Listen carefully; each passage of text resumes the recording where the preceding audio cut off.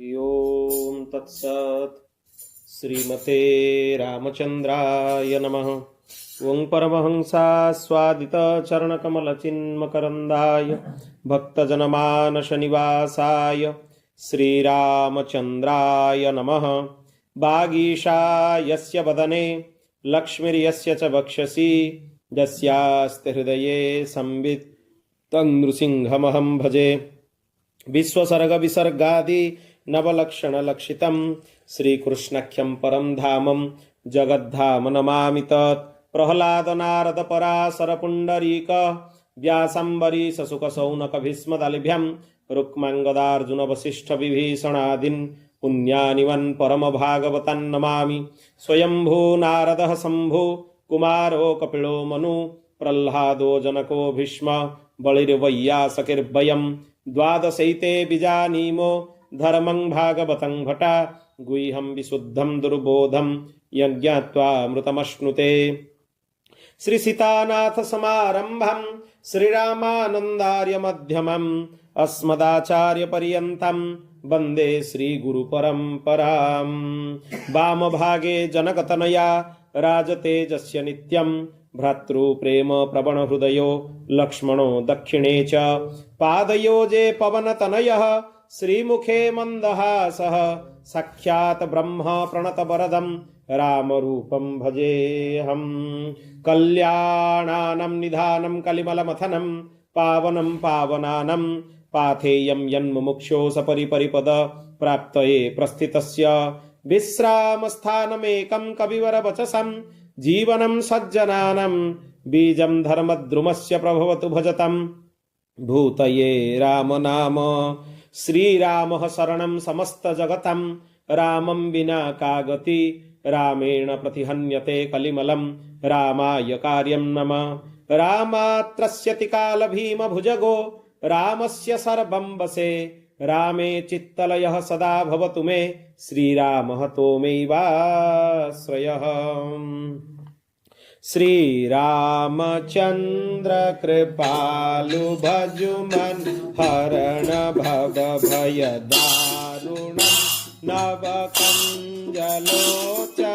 कञ्जमुखकर कञ्जपद कञ्जारुणं कंदर्प अगणित अमित छवि नभ नील नीरज सुंदरम पटपीतमानहु तडित रुचि शुचि नौमि जनक सुतावरम भजो दीनबन्धु दिनेश दानव दैत्यवंश निकन्दनं रघुनन्द आनन्द कंद कौशल चन्द्र दशरथ नन्दनं शिरमुकुट कुण्डल तिलक चारु उदार अंग विभूषणम् आजानुभुज सर चापधर संग्रामजित खर दूषणम् इति वदत तुलसी दास शंकर शेष मुनि मन रंजनम मम हृदय कंज निवास गुरु का नादिखल दल गंजनम। श्री रामचंद्र कृपालु भजुमन हरण भव भय दारुणं नव कंजलोचन कंजमुखपद कंजपद कंजारुणं। श्री रामचंद्र कृपालु भजुमन हरण भव भय दारुणं नव कंजलोचन कंजमुखपद कंजपद कंजारुणम्। जानी गौरी अनुकूलसीय हिय हरसो न जाई कही मंजुल मंगल मूल बाम अंग फरक न लागे सियावर रामचंद्र की।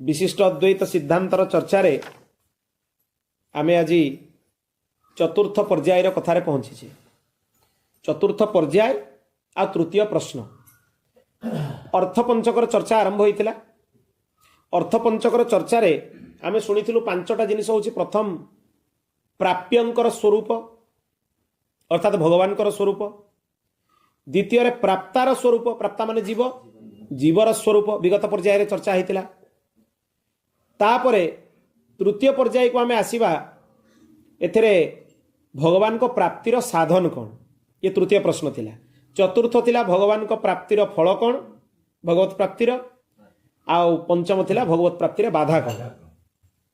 आज भगवान को एते करुणा, तांकर विवाह तिथि रे तांको प्राप्ति करिवार उपाय आज आलोचना हो। बहुत अत्यंत करुणा भगवान को।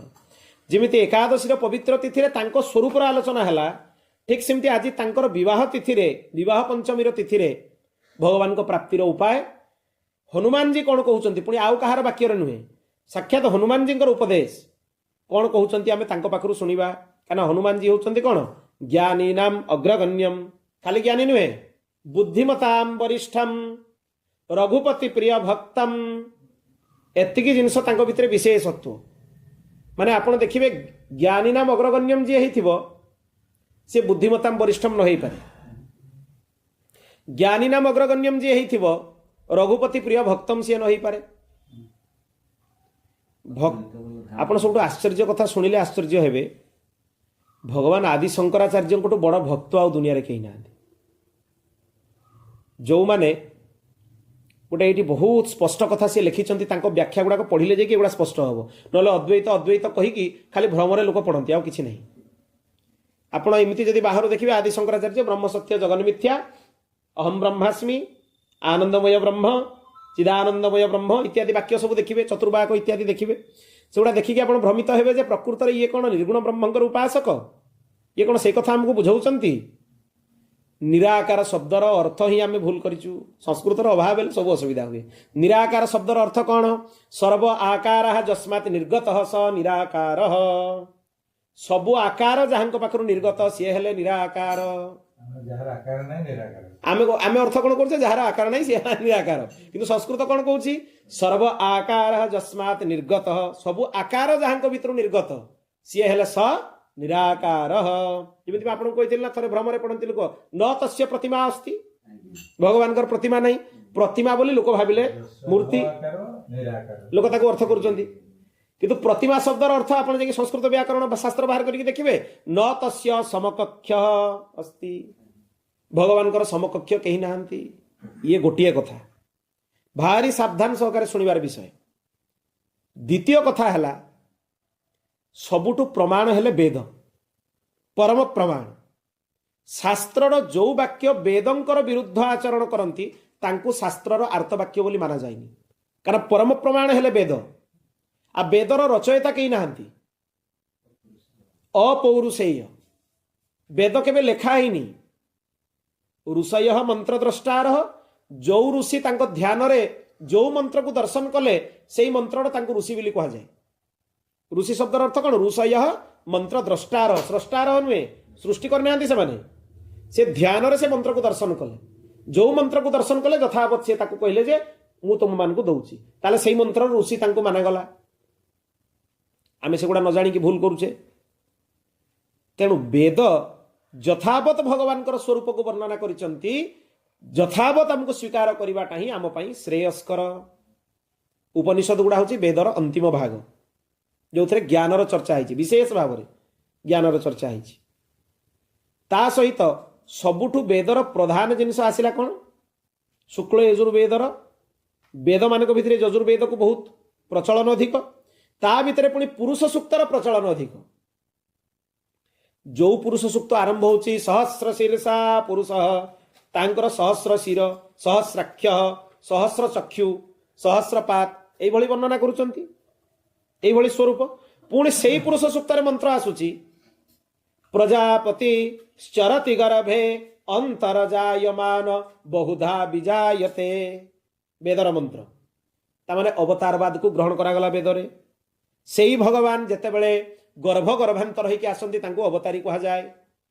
सेई वेदर सेई सूक्तर मंत्र पुणी सेई सूक्तर अंतिम मंत्र को आसतु जेगुड़ा जो माने यही जो चिंताधारा गुड़ा केतेबेले आम भितर आसिला ना जेतेबेले आर्य समाज चिंताधारा पशिला से माने वेदर अर्थ को भ्रष्ट करिवार लागिले सेई सूक्तर अंतिम मंत्र शुक्ल यजुर्वेदर श्रीश्चते लक्ष्मीश्च पत्न्यौ वह रात्रे पार्श्वे नक्षत्राणि से भगवान कर दुई जन पत्नी किए किए श्रीश्च लक्ष्मीश्च जड़े श्री आउ जड़े लक्ष्मी लक्ष्मी कहार पत्नी भगवान नारायण ताले जो पुरुष सूक्तर वर्णना है अंतिम कनक्लूजन दि जाए आगे सब कथा कही दिया जाए प्रथम जिते आसला उपक्रम गोटे रचना लिखला बेलू बढ़ई चढ़ई विषय बहुत विस्तार करके लिखा जाए उपक्रम कहगला सहस्र शीर्षा पुरुष सहस्राक्ष सहस्रपात सभूमि विश्वतो नृत्वा अत्यतिष्ठ दशांगुलम संपूर्ण सृष्टिर जो नायक यही शरीर 10 आंगुली भितर स्थान अत्र तिष्ठ दशांगुलम एगुड़ा हूँ इंट्रोडक्शन किंतु कनक्लूजन कौन ताले ये जो जार एत डेस्क्रिप्शन करागला पुणी कहगला कौन चंद्रमा मनसो जात मनरु चंद्र जात हेले चक्षु सूर्य अजायत चक्षुर सूर्य जात हेले श्रोत्राद वायुश्च श्रोत्रेन्द्रिय वायु जात हेले श्रोत्राद वायुश्च प्राणश्च प्राण भी जात हेले मुखाद अग्निर जायत मुखरु अग्नि जात हेले आउ कौन जन्म हेले ब्राह्मणस्यो मुखमासीन से शुक्ल यजुर्वेद पुरुष सूक्तर मंत्र कहूँ वेद मंत्र ब्राह्मणस्यो मुखमासीन ब्राह्मण तांकर मुखरु जात हेले बाहुराजन्यकृत तांकर बाहुरु क्षत्रिय जात हेले उरु तदैश्य जद वैश्य उरु देशरु वैश्य माने जात हेले पदिभ्यागुम शूद्रम जायत पादरु शूद्र माने जात हेले वर्णाश्रम धर्म होछि सनातन धर्मर मूल व्यवस्था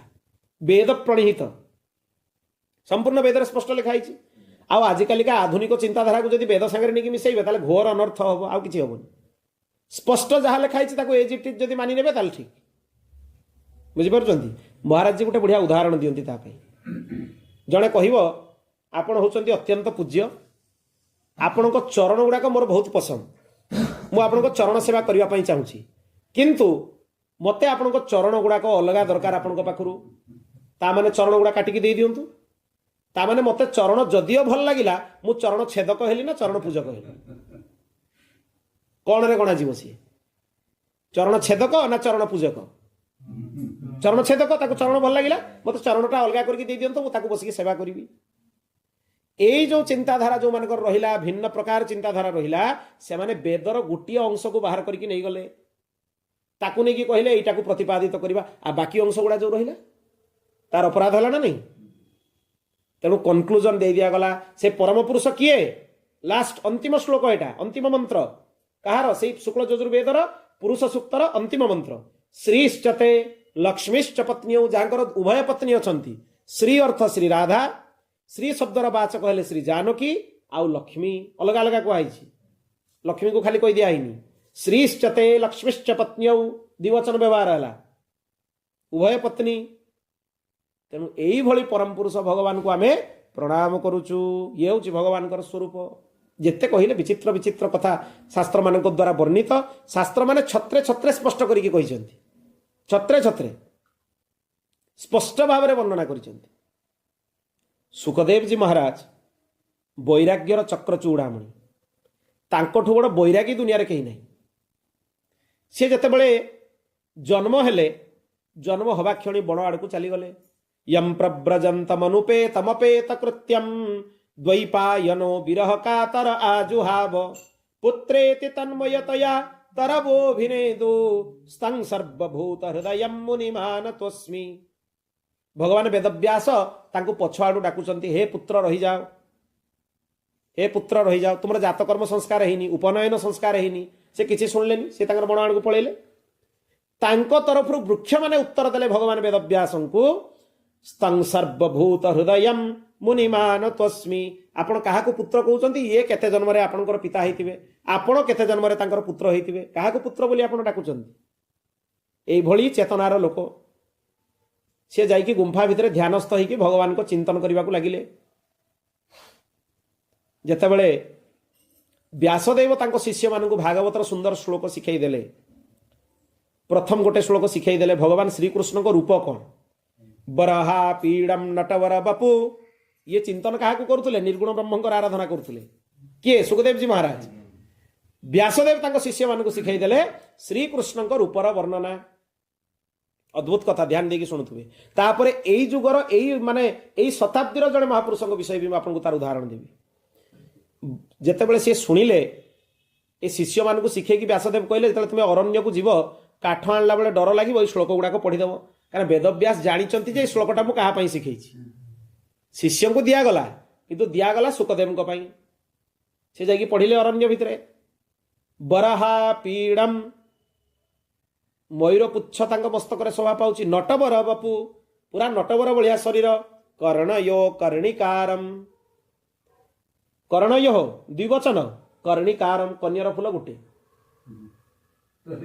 दीटा कान किंतु गोटे कान कन्यर फूल खुसा होने ये एत चंचल जे केतेबेले एकान्ने खुसा होता खेलिक आनिक एकान्ने लगे दूसरी केतले एकान्नु नहीं एकान्ने लगे दूसरी एते चंचल कर्णयो कर्णिकारम बिभ्रदवास कनक कपिशम पीतांबर धारण कर स्वर्णमय देखा जाउछि वैजयंतीम च मालम गलारे वैजयंती माला शोभा पाउछि वैजयंती माला क्या कह जाए जो 5 वर्णर फूल थी श्वेत हरित पीत रक्त नील श्वेत माने धला हरित माने सबुज पीत माने हलदिया रक्त माने लाल आउ नील ए 5टा रंगर फूलर माला गलारे शोभा पाउछि वैजयंतीम च मालम रंध्रान वेणुरधर सुधया से जो वेणु को तांकर मुख चुंबन प्रदान करके आस्वादन प्रदान करके वादन करुचंती पूरयन गोप वृंदे गोपी गोपाल मान द्वारा आवृत होगी चली वृंदारण्यम स्वपदरमणम प्राविशद गीत कीर्ति निजर कुनी कुनी पादरे ब्रजमंडल को चलिकी खाली पादरे ब्रजमंडल भगवान के जोता पिंधु नथिले से रज को खाली पादरे चलिकी से धन्य कर देइछंती एते महिमा ब्रज रजर जिमती सुखदेव जी कान्ने कथा पड़ा तांकर ब्रह्म उपासना अंतर्निहित हो गला से शिष्य मान पाक आसिक पचारे जे श्लोक शिखिल कौट एत सुंदर श्लोक एत सुंदर श्रीकृष्ण कौटू शिखिल मत भी शिखईदेव नहीं चल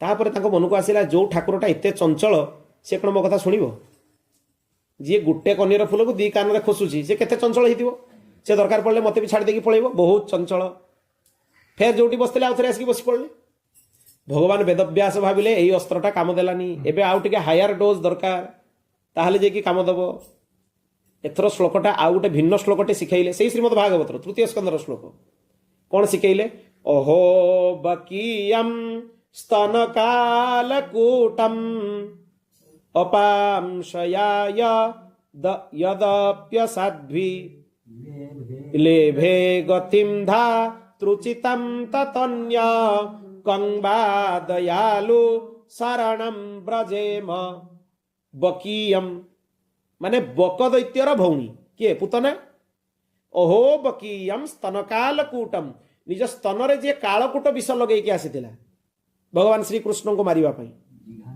धन्य भगवान श्रीकृष्ण से पुतना असाध्वी तापाई शब्द व्यवहार से साध्वी नथिला असाध्वी निज रूप को लुचेकी आसला पुणी भगवान को मारिबा पई आसला विष नहीं के आसला ताकू भगवान मातृत्वर गति प्रदान कले जो गति देवकी को मिलिला जो गति यशोदा को मिलिला से गति पुतना को भी मिलिला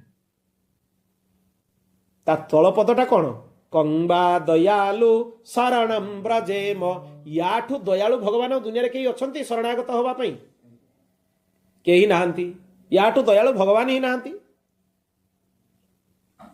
तुलसीदास जी ता संदर्भ में गोटे बढ़िया कथा लिखिछन विभीषण शरणागतिर अंतिम माने तुलसीदास जी शास्त्र सारांश गुड़ा स्पष्ट भाव में लिखि देइछन आउ जी मानस से कहते जगतगुरु रामभद्राचार्य जी सर्वग्रंथान परित्यज्य मानसम शरणम ब्रज आउ किसी ग्रंथ पढ़ा दरकार नहीं जे रामचरित मानस पढ़ला सब बुझीव ता भितर तार गोटे बढ़िया समाधान भी सगुण निर्गुण भितर भी बढ़िया समाधान करछन्ती तुलसीदास जी जिन के सगुण न अगुण विवेका जल्पहि कल्पित वचन अनेका श्री राम जय जय राम श्री राम जय जय राम गोटे पदर सारिदेले से जिनके सगुण न अगुण विवेका भगवान सगुण कि निर्गुण तांकर विवेक नहीं खाली गुड़ाए कल्पना करके जल्प ही कल्पित वचन अनेका गुड़ाए कल्पना करके आड़ू साड़ू कथा खाली कहउचंती आ किछि नहीं।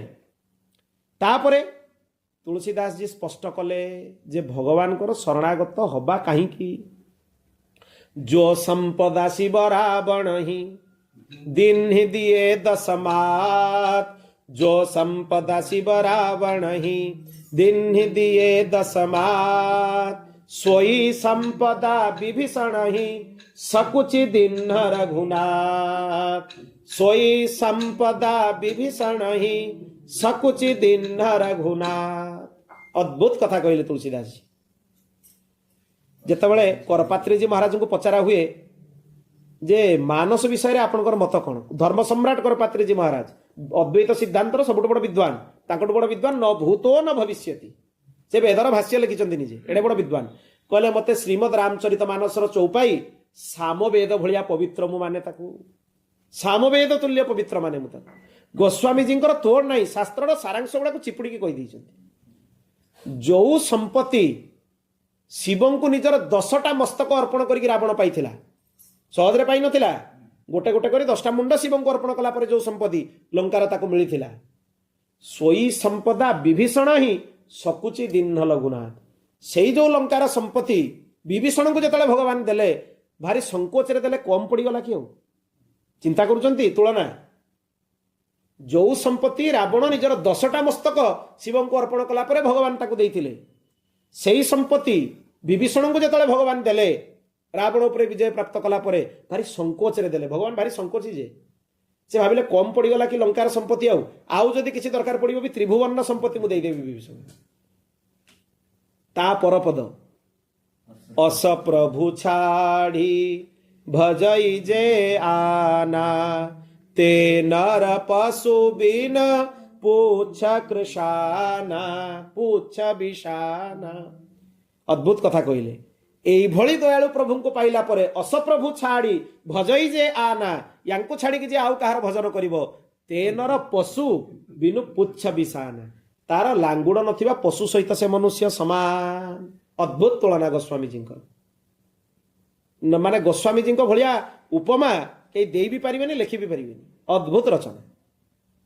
तेणु जितेबाला यही पदटा सुखदेव जी कान में पड़गला जे जे मारते आसला पुतना ताकू भी मातृत्वर गति देदेले कंगवा दयालु शरणम ब्रजेम याठू दयालु किए हेबे राम भद्राचार्य जी गोटे बढ़िया भाव दियंती तृतीय स्कंधरे प्रश्न करागला कंगवा दयालु शरणम ब्रजेम नवम स्कंधरे सुखदेव जी महाराज उत्तर देले रघुपति महम शरणम प्रपद्ये माने कहार शरणागत हवा भगवान रघुपति शरणागत हवा अद्भुत भाव दियंती से विषय जितेबाला सुखदेव जी महाराज यही पदटा पड़ा व्याकुल हो गले विह्वल हो गले तांको भितर जबरदस्ती जमी ब्रह्मचिंतन टाक किए काढ़ी बाहर करदेला सीधा गले भगवान वेदव्यास पाक मु भागवत अध्ययन करी आउ कि शुणिले अध्ययन भी कले तापर परीक्षित जी महाराज को तांको अंतिम समय श्रीमद भागवत शुणेकी परम पद प्राप्त करैले भगवत प्राप्ति करैले परीक्षित शरीर थिला से ता पूर्वर माने चेतना जाकि भगवान पाखे लीन हो सारी बाकी नथिला द्वितीय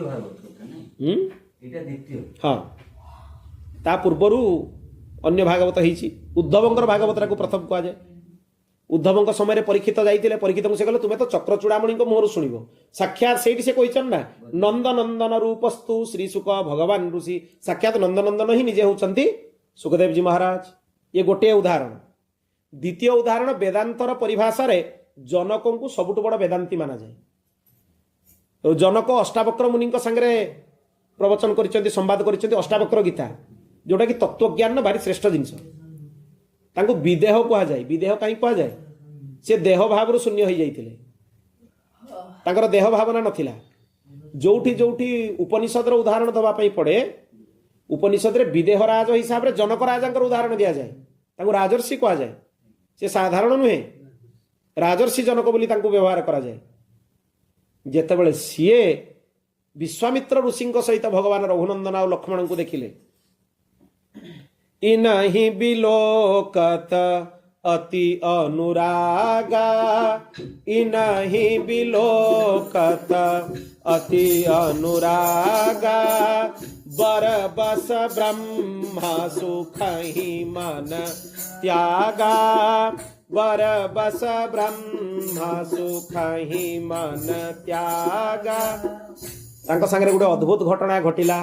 ଯେମିତି ରଘୁନନ୍ଦନ ଆଉ ଲକ୍ଷ୍ମଣଜୀଙ୍କୁ ସିଏ ଦେଖିଛନ୍ତି ବିଶ୍ୱାମିତ୍ରଙ୍କ ସାଙ୍ଗରେ ଧନୁ ଭଙ୍ଗ ପୂର୍ବରୁ ଇନହିଁ ବିଲୋକତ ଅତି ଅନୁରାଗ, ତାଙ୍କ ମନରେ ଏତେ ଅନୁରାଗ ଆସିଲା ବରବସ ବ୍ରହ୍ମ ସୁଖ ହିଁ ମନ ତ୍ୟାଗ। ଏ ଶୁଷ୍କ ବ୍ରହ୍ମ ଚିନ୍ତନ କରିକି ଆଉ କିଛି ଲାଭ ନାହିଁ। ତାଙ୍କ ମନ ଭିତରୁ ବ୍ରହ୍ମ ଚିନ୍ତନଟାକୁ ଜବରଦସ୍ତି ଯେମିତି ଗୋଟେ କିଏ ନେଇକି ବାହାର କରିଦେଲା ବଳାତ୍। ମୁନିକୁଲ ତିଲକ କି କପିକୁଲ ତିଲକ? କବିକୁଲ ତିଲକ ମାନେ ଇଏ ଋଷି କୁଳର ମାନେ କୁମାର କି ଇଏ ମୁନି କୁଳର କୁମାର? ମାନେ ରାଜକୁମାର ନା ମୁନି କୁମାର? ତାଙ୍କୁ ଦେଖିକି ଅତି ଅନୁରାଗ ତାଙ୍କ ମନରେ ଜାତ ହେଇଛି। ଇଏ ଦ୍ୱିତୀୟ ଉଦାହରଣ। ତୃତୀୟ ଉଦାହରଣ ମୁଁ ଏବେ ଦଉଛି ଆପଣଙ୍କୁ ଉଦାହରଣ। ରାଧା ବାବା ଅତି ବିଦିତ, ସର୍ବଜନ ବିଦିତ, ଗୀତା ପ୍ରେସ ଗୋରଖପୁର ଗୀତା ବାଟିକାରେ ଥିଲେ। ରାଧା ବାବା ଜଣେ ଅଦ୍ୱୈତ ବେଦାନ୍ତର ସନ୍ନ୍ୟାସୀ ଥିଲେ, ଗୈରିକ ବସ୍ତ୍ରଧାରୀ ସନ୍ନ୍ୟାସୀ। ଯେତେବେଳେ ସେ ଶୁଣିଥିଲେ ଯେ ହନୁମାନ ପ୍ରସାଦ ପୋର୍ଦାର ବୋଲି ଜଣେ କିଏ ଭଗବତ ଭକ୍ତ ଅଛନ୍ତି, ତାଙ୍କୁ ଦର୍ଶନ କରିବା ପାଇଁ ମୁଁ ଦେଖିବି, ଟିକେ ତାଙ୍କ ସାଙ୍ଗରେ ବାର୍ତ୍ତାଳାପ କରିକି ଆସିବି। ଆଉ ସେ ଗୃହସ୍ଥ ହେଲେ ବି ଜଣେ ବିଦ୍ୱାନ, ତାଙ୍କୁ ଯାଇକି ଦେଖା କରିକି ଆସିବି। ମହାପୁରୁଷ ମାନେ ଗୃହସ୍ଥରେ ବି ଯେଉଁମାନେ ବିଦ୍ୱାନ ଥାନ୍ତି ତାଙ୍କୁ ବହୁତ ସମ୍ମାନ ଦିଅନ୍ତି, ସାଷ୍ଟାଙ୍ଗ ପ୍ରଣାମ ବି ଦରକାର ପଡ଼ିଲେ କରନ୍ତି, ଏତେ ବିଦ୍ୱାନଙ୍କୁ ସମ୍ମାନ ଦିଅନ୍ତି ସେମାନେ। ଯେତେବେଳେ ହନୁମାନ ପ୍ରସାଦ ପୋର୍ଦାରଜୀଙ୍କ ପାଖକୁ ଦେଖା କରିବା ପାଇଁ ରାଧା ବାବା ଯାଇକି ପହଞ୍ଚିଲେ, ହନୁମାନ ପ୍ରସାଦ ପୋର୍ଦାରଜୀ ଗୃହସ୍ଥ, ତେଣୁ ସ୍ୱାଭାବିକ ଯେ ସେ ସ୍ୱାମୀଜୀଙ୍କ ପାଦରେ ପ୍ରଣାମ କରିବେ। ତେଣୁ ହନୁମାନ ପ୍ରସାଦଜୀ ତାଙ୍କୁ ପ୍ରଣାମ କଲେ। ସେ ପ୍ରଣାମ କଲାବେଳେ ତାଙ୍କ ଚରଣ ସ୍ପର୍ଶ କରିଦେଲେ। ହନୁମାନ ପ୍ରସାଦ ପୋର୍ଦାରଜୀ ହେଉଛନ୍ତି ପରମ ଅନୁରାଗୀ, ମାନେ ତାଙ୍କୁ ଚଳନ୍ତି ବୃନ୍ଦାବନ ବୋଲି କହିହେବ। ନିଜେ ଶ୍ରୀକୃଷ୍ଣ କହିଛନ୍ତି, ସାଧାରଣ ନୁହେଁ। ଯେତେବେଳେ ତାଙ୍କର ଇଏ ପ୍ରଣାମ କରୁଛନ୍ତି ହନୁମାନ ପ୍ରସାଦ ପୋର୍ଦାରଜୀ, ତାଙ୍କ ପାଦ ଛୁଇଁଛନ୍ତି, କିନ୍ତୁ ସେଇ ଯେଉଁ ଭକ୍ତର ଚରଣ ସ୍ପର୍ଶ ତାଙ୍କୁ ମିଳିଗଲା, ପାଦରେ ଛୁଇଁଦେଲେ ସିଏ, ସେତିକିରେ ତାଙ୍କ ଭିତରୁ ବ୍ରହ୍ମଚିନ୍ତନ ଉଭେଇଗଲା। ତାଙ୍କୁ ହନୁମାନ ପ୍ରସାଦ ପୋର୍ଦାରଜୀ କହିଲେ, ତମେ ଆପଣ ଯାଇକି କକ୍ଷରେ ବିଶ୍ରାମ ନିଅନ୍ତୁ, ଆପଣଙ୍କର ଧ୍ୟାନ ଭଜନ ଯାହା କରିବା କଥା କରନ୍ତୁ। ସେ ଯେତେବେଳେ ଆଖି ବନ୍ଦ କରିକି ବସିଲେ ଆଉ ବ୍ରହ୍ମଚିନ୍ତନ ହେଲାନି। ସବୁବେଳେ ଶ୍ରୀକୃଷ୍ଣ ଦେଖାଗଲେ। କହିଲେ କି ଅଦ୍ଭୁତ କଥା ମୋ ସାଙ୍ଗରେ ହେଲା, ମୁଁ ତ ରୂପ ଚିନ୍ତନ ମୋ ଜୀବନରେ ଆଜି ପର୍ଯ୍ୟନ୍ତ କେବେ କରିନି, କେମିତି ହେଲା? କିଛି ନାହିଁ। ସିଏ ତାଙ୍କର ଧାରଣାଟା ଭୁଲ। କାହିଁକି ଭୁଲ? ଗୁରୁଙ୍କୁ ତ ତମେ ମାନୁଛ, ଗୁରୁ ନିରାକାର, ଗୁରୁ ସ୍ୱରୂପ ଅଛି ନା ନାହିଁ? ନିରାକାର ଶବ୍ଦର ଅର୍ଥ ଯଦି ଭୁଲ ହବ ତାହେଲେ ସବୁ ଉଲ୍ଟା ହେଇଯିବ। ତୁମେ ଗୁରୁଙ୍କୁ ମାନୁଛ ନା ନାହିଁ? ଗୁରୁ କ'ଣ ଗୋଟେ ଜ୍ୟୋତି? ଗୁରୁ ତ ସାକାର ରୂପରେ ଆମେ ତାଙ୍କୁ ଦେଖୁଛ ନା ନାହିଁ? ତେଣୁ ନିରାକାର ମାନେ ଯୋଉ ଜାଗାରେ ତୁମେ ଆସ୍ଥା କରିକି ଗୋଟେ ଜାଗାକୁ ଲୟ କରୁଛ, ସେଇଟା ବି ଆକାରଟା ନା ନାହିଁ? ହଁ। ତାହେଲେ ଯେଉଁମାନେ ମାନେ ସାଧାରଣ ଭାବରେ ଯଦି ଉଲ୍ଟା ଅର୍ଥରେ ବୁଝିବେ, ବ୍ରହ୍ମ ସତ୍ୟ ଜଗତ ମିଥ୍ୟା, ମିଥ୍ୟା ଭିତରେ ତୁମେ ବି ମିଥ୍ୟା, ତୁମେ ଯାହା କହୁଛ ବି ମିଥ୍ୟା। ବୋଲ ଭକ୍ତ ବତ୍ସଲ ଭଗବାନ କି। ମିଥ୍ୟାଟା ଯଦି ମିଥ୍ୟା ହେଇଗଲା ତାହେଲେ ସେଟା କ'ଣ ହେଇଗଲା? ମିଥ୍ୟାଟା ମିଥ୍ୟା ହେଇଗଲା ସେଟା ସତ୍ୟ ହେଇଗଲା ନା। ଆଉ ସିଏ କହିବେ ବ୍ରହ୍ମ ସତ୍ୟ ଜଗତ ମିଥ୍ୟା ହେଲା। ତାକୁ ଠିକ ଭାବରେ ବୁଝିବାର ଅଛି। ଯଦି ଭୁଲ ଭାବରେ ବୁଝିବେ, ଜଗତଟା ତ ମିଥ୍ୟା, ଜଗତ ଭିତରେ ଯଦି ଯିଏ ରହୁଛି ତୁମେ ବି ମିଥ୍ୟା, ତାହେଲେ ମିଥ୍ୟାର ମିଥ୍ୟାତ୍ୱ ଯଦି ପ୍ରତିପାଦନ ହେଲା, ମିଛଟା ମିଛ ହେଇଗଲା, ତାହେଲେ ସେଟା କ'ଣ ହେଇଗଲା? ସତ ହେଇଗଲା ନା ନାହିଁ? ବୋଲ ଭକ୍ତ ବତ୍ସଲ ଭଗବାନ କି। ରାଧା ବାବା ଏତେ ବଡ଼ ଅନୁରାଗୀ ଭକ୍ତ ହେଲେ, ଶ୍ରୀକୃଷ୍ଣ ଚିନ୍ତନ ବ୍ୟତୀତ ତାଙ୍କ ଅନ୍ତିମ ସମୟ ଯାଏ ଆଉ କିଛି ନଥିଲା। ବହୁତ ବଡ଼ ଅନୁରାଗୀ ସନ୍ଥ ହେଲେ। ରାତି ସେ ତ ରହିଗଲେ ସେଠି ହନୁମାନ ପ୍ରସାଦ ପୋର୍ଦାରଜୀଙ୍କ ପାଖରେ, ଜୀବନ ସାରା ରହିଗଲେ। ତାପରେ ତାଙ୍କ ମନ ଭିତରେ ଆସିଲା ଯେ ମୁଁ ବୃନ୍ଦାବନରେ ଯାଇକି ବ୍ରଜବାସ କରିବି। ଭଗବାନ ଶ୍ରୀକୃଷ୍ଣ ତାଙ୍କୁ ପ୍ରତ୍ୟକ୍ଷ ନିର୍ଦ୍ଦେଶ ଦେଲେ ଯେ ଏଇ ଯେଉଁ ହନୁମାନ ପ୍ରସାଦ ପୋର୍ଦାରକୁ ତୁମ ଆଖି ଆଗରେ ତୁମେ ଦେଖୁଛ, ୟାକୁ ଦେଖୁଛ, ଇଏ ଗୃହସ୍ଥ ଭଳିଆ ଆଚରଣ କରୁଛି, ଇଏ ଚଳନ୍ତି ବୃନ୍ଦାବନ। ତାର ଆଭ୍ୟନ୍ତରୀଣ ଚିନ୍ତନ ଏଇଆ ନୁହେଁ ଯାହା ତୁମେ ବାହ୍ୟରେ ତାକୁ ଦେଖୁଛ। ଏ ଚଳନ୍ତି ବୃନ୍ଦାବନକୁ ଛାଡ଼ିକି ତୁମକୁ ବୃନ୍ଦାବନ ଯିବା ଦରକାର ନାହିଁ। ତୁମେ ଏଇଠି ହିଁ ବ୍ରଜର ସୁଖ ପ୍ରାପ୍ତ କରିବ। ବୃନ୍ଦାବନର ସବୁ ସୁଖ ତୁମକୁ ଏଇଠି ମିଳିଯିବ। ଯେତେବେଳେ ସେଇଠୁ ରାଧା ବାବା ପ୍ରଣ କଲେ ଯେ ଅନ୍ତିମ ସମୟ ପର୍ଯ୍ୟନ୍ତ ମୁଁ ହନୁମାନ ପ୍ରସାଦ ପୋର୍ଦାରଜୀଙ୍କୁ ଛାଡ଼ିକି ଯିବିନି। ଏହା ବି ପ୍ରଣ କରିଥିଲେ ଯେ ଯୋଉଠି ତାଙ୍କର ଅନ୍ତିମ ସଂସ୍କାର କରାହବ ସେଇଠି ମୋର ଶେଷ ଜୀବନ ପର୍ଯ୍ୟନ୍ତ ମୁଁ ରହିବି। ସେଇଥିପାଇଁ ଯେତେବେଳେ ହନୁମାନ ପ୍ରସାଦ ପୋର୍ଦାରଜୀ ଦେହତ୍ୟାଗ କଲେ, ତାଙ୍କ ପରିକରମାନେ ଚିନ୍ତା କଲେ ଯଦି ଶ୍ମଶାନରେ ତାଙ୍କର କ୍ରିୟା କରାଯିବ, ଏଡ଼େ ବଡ଼ ଭାରତବର୍ଷର ସନ୍ନ୍ୟାସୀ ରାଧା ବାବା ଯାଇକି ଶ୍ମଶାନରେ ରହିବେ। ସେଇଥିପାଇଁ ରାଧା ବାବାଙ୍କ କୁଟିଆ ସାମ୍ନାରେ ହିଁ ତାଙ୍କର ଅନ୍ତିମ ସଂସ୍କାର କରାଗଲା। ଏଇଭଳି ମହାପୁରୁଷ ଥିଲେ ସେ। ତାଙ୍କ ସାଙ୍ଗରେ ବେଣୁ ବିନୋଦ କୁଞ୍ଜର ବାଲକୃଷ୍ଣ ଦାସଜୀ ମହାରାଜ ଯାଉଥିଲେ ସେଠିକି ରାଧା ବାବାଙ୍କ ସହିତ। घनश्याम दास ठाकुर जी जाऊले वृंदावन सेवाकुंज पाखु जाऊले ये जो बालकृष्ण दास जी महाराज विषय जानते वेणु विनोद कुंजर महाराज जी कह जाए सन्थ माने प्रकृत में सन्थ प्रकाश निज करती अद्भुत अद्भुत सन्थ सब अच्छा गोटे थर श्रीकृष्ण विरह एत भयंकर है माने श्रीकृष्ण जदि दर्शन नदेवे प्राण बाहर एत भयंकर विरह भीतर जात है से ही समय भगवान श्रीकृष्ण राधाराणी सहित निकुंजरे थिले निवृत्त निकुंज जो नंदजोष प्रवेश नहीं जो सखा सखी मान प्रवेश नहीं अति आभ्यंतर कुंज सी यही अवस्था है बालकृष्ण दास जी महाराज को श्रीकृष्ण साक्षात सम्मुखें प्रकट हेले प्रकट होकर आलिंगन प्रदान कले सखी बोली कहले कहले मु वर्तमान राधाराणी सहित निवृत्त निकुंजरे थी जो कहारी प्रवेश नहीं किंतु मु देखिली जदि न आसे तोर प्राण बाहरी जीव एते व्याकुल हो गले से भगवान को दर्शन पर आपण तांको कथा कहउछन्ती मल्लुक दास जी विषय जानिछन्ती जहाँकर आचार्य चरण बसचन्ती जो पीठरे जो पूर्व मल्लुक दास जी जहाँकर बाणी बहुत प्रसिद्ध अजगर करे ना चाकरी पंछी करे ना काम दास मल्लुका कह गए सबके दाता राम तांकर सबुगुड़ा बाणी बहुत प्रसिद्ध तांको देहरे केसर चंदन लेप करा होतुला किछि मिनिट भितर सेगुड़ा अंगार होइकी झड़ी पड़ुतला देहरु माने एते भगवत विरह एते तीव्र विरह जात होतला भयंकर ताप तांको शरीर सृष्टि होतला भगवत विरह रे केसर चंदन गुड़ा एमती नहीं थापी दिया होतला सेगुड़ा अंगार होइकी झड़ी पड़ुतला तांको देहरु ए भलिया भगवत विरह तांको देहरु जात होतला तेणु महापुरुष माने महापुरुष आपण आहुरी शुणिथिबे पंचरसाचार्य रामहर्षण दास जी महाराज अयोध्यार तांको स्पर्श भी महान जो माने भगवत भजन में थांती महापुरुष तांको स्पर्श भी महान गोटे अति नास्तिक लोक को रामहर्षण दास जी पासी जाइथिले जणे जुहार हवा पई तांको पादरे खाली लुगाटा को छुई देकी नहीं आसिले से लुगार वस्त्रर स्पर्श रे गोटे नास्तिक भितर भगवत प्रेम जागृत होइगला प्रेम जागृत होइगला महापुरुष मानकर करुणा प्राप्ति ही गोटे बाट भगवान को प्रेम पाइबा पई आ किछि बाट नहीं द्वितीय बाट ही नहीं नान्य पंथा विद्यते यनाय गोटे ही बाट बिना महत्पाद रजोभिषेक श्रीमद् भागवत रे भी कहा गला बिना महत्पादाश्रय रे भगवान चरण कमलर अनुराग प्राप्ति होब नहीं शंकराचार्य जी मु कहितली भी पूर्व चर्चा करी तांकोटु बड़ महान भक्त कहीं ना कहीं कि अद्भुत प्रेम भरा स्तोत्र से लिखिंट श्रीकृष्ण स्तुति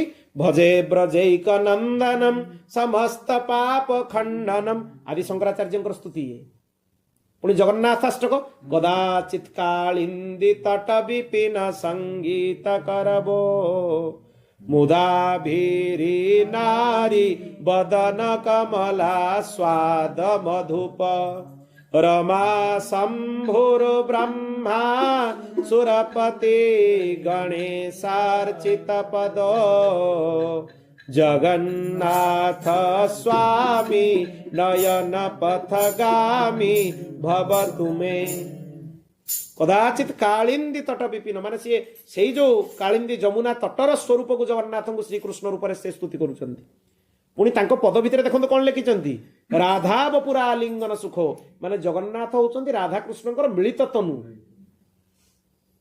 अद्भुत प्रेम रसर चर्चा से करिचंती आम दृष्टि सेगुड़ा भी पढ़िबा दरकार आदि शंकराचार्य जदि भगवत उपासक नथिले कोठु आसिला स्तोत्र कहीं चारिटा धाम रे भगवान स्थान रे जाइकी से तांकर आश्रम स्थापन कले आ नित्य तांकर से पीठरे जो माने आचार्य चरण बसिबे माने त्रिकाल संध्या त्रिकाल नहीं तो पंचकाल पूजा पंचदेवता नित्य आराधन स्वरूप आराधन अर्चन से विधि लिखि देकी जाइछन्ति बाध्य करने माने जे जगतगुरु शंकराचार्य पदरे बसिबे दिन को 5 थर से माने भगवत आराधना करिवे विग्रह अर्चन पंचदेवंकर अर्चन करिवे गणेश भास्कर विष्णु शिव दुर्गा तथैव च 5 जनकर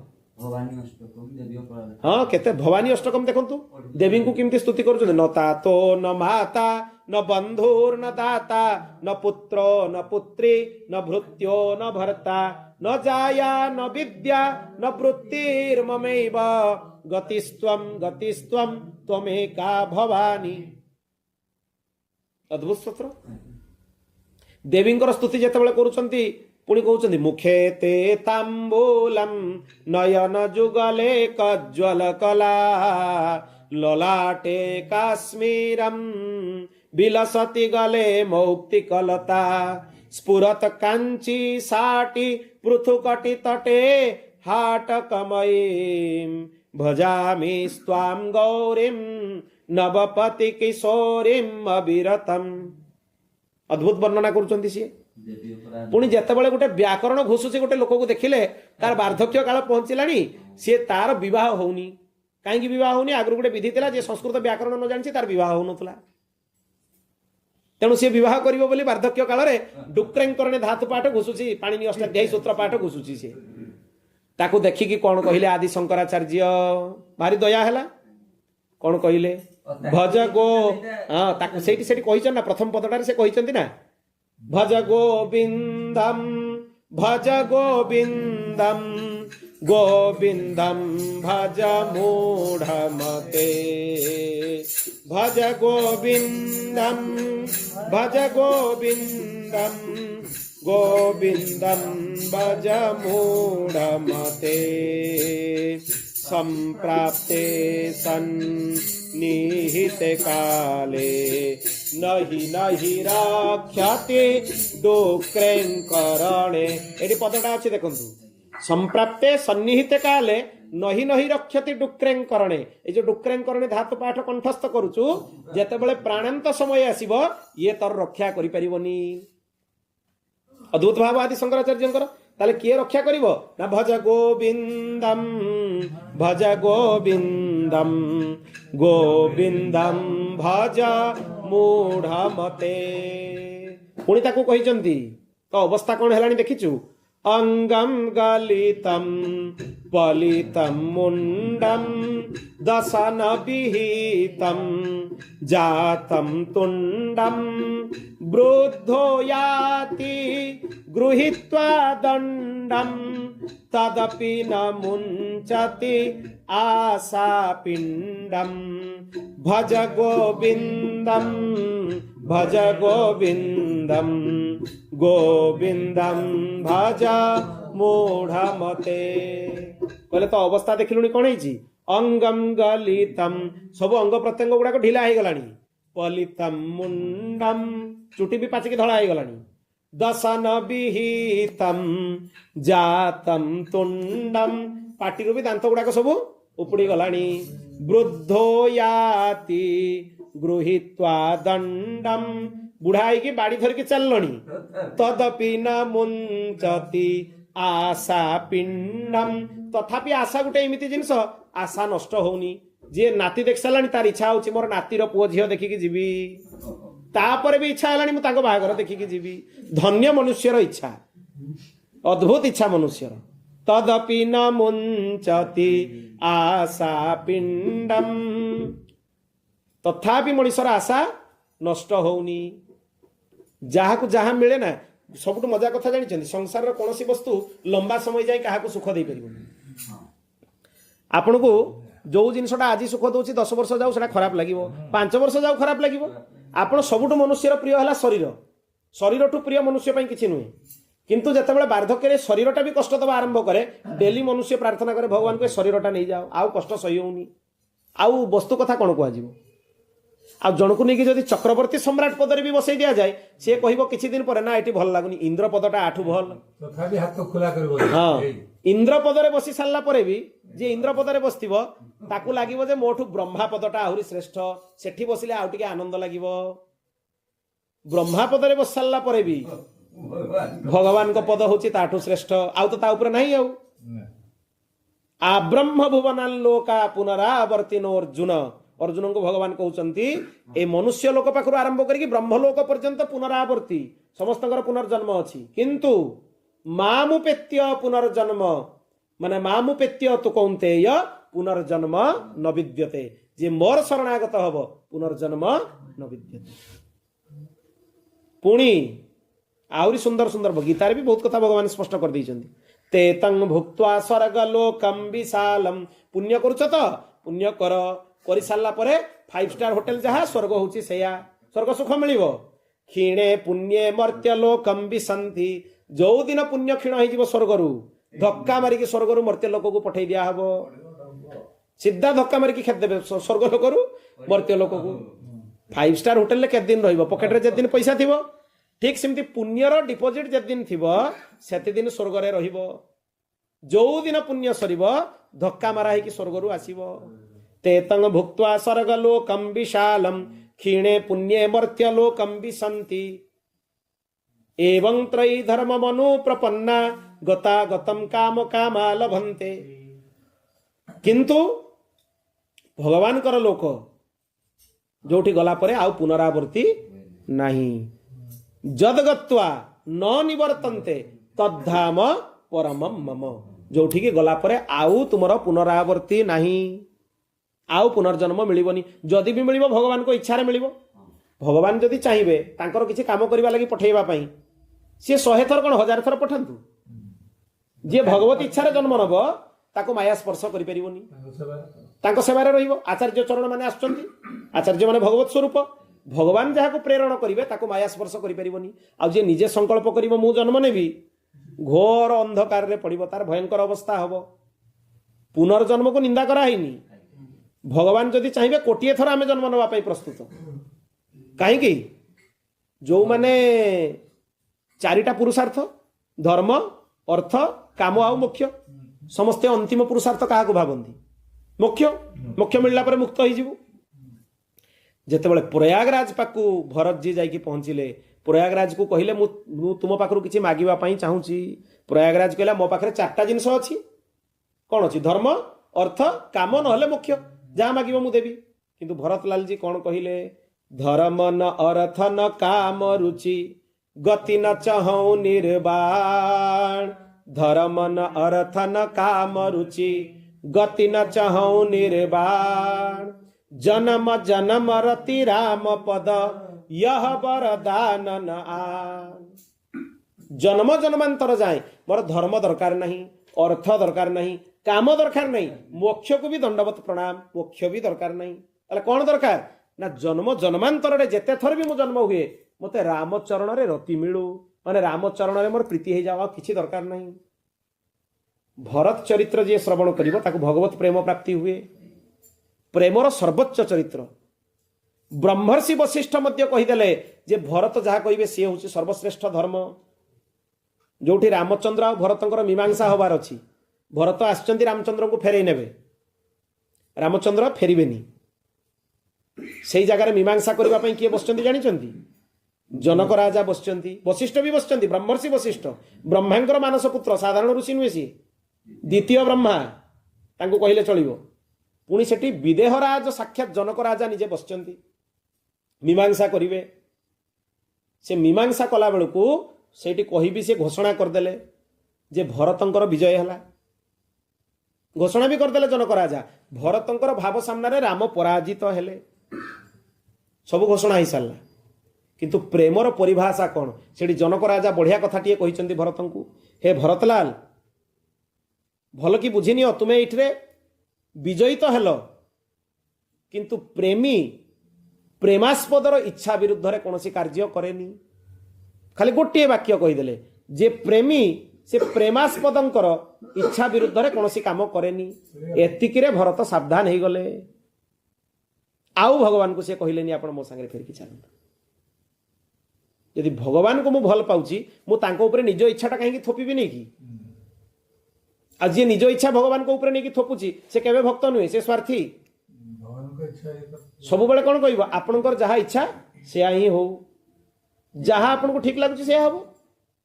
भरतलाल सावधान हो गले। एते कष्ट करके आसिले भगवान को नवा पाई, तुरंत सावधान हो गले। आ भगवान को आउ जीवा पाई प्रार्थना कलेनी, केवल निवेदन कले आपन को चरण पादुका दे दियंतु। प्रेमर एते बड़ निदर्शन आउ नाहांती, आउ के निदर्शन ही परिबेनी।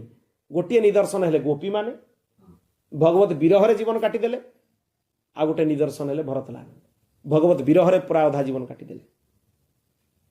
तांकटू बड़ ताठू आहुरी श्रेष्ठ धर्म होची शत्रुघ्न लाल।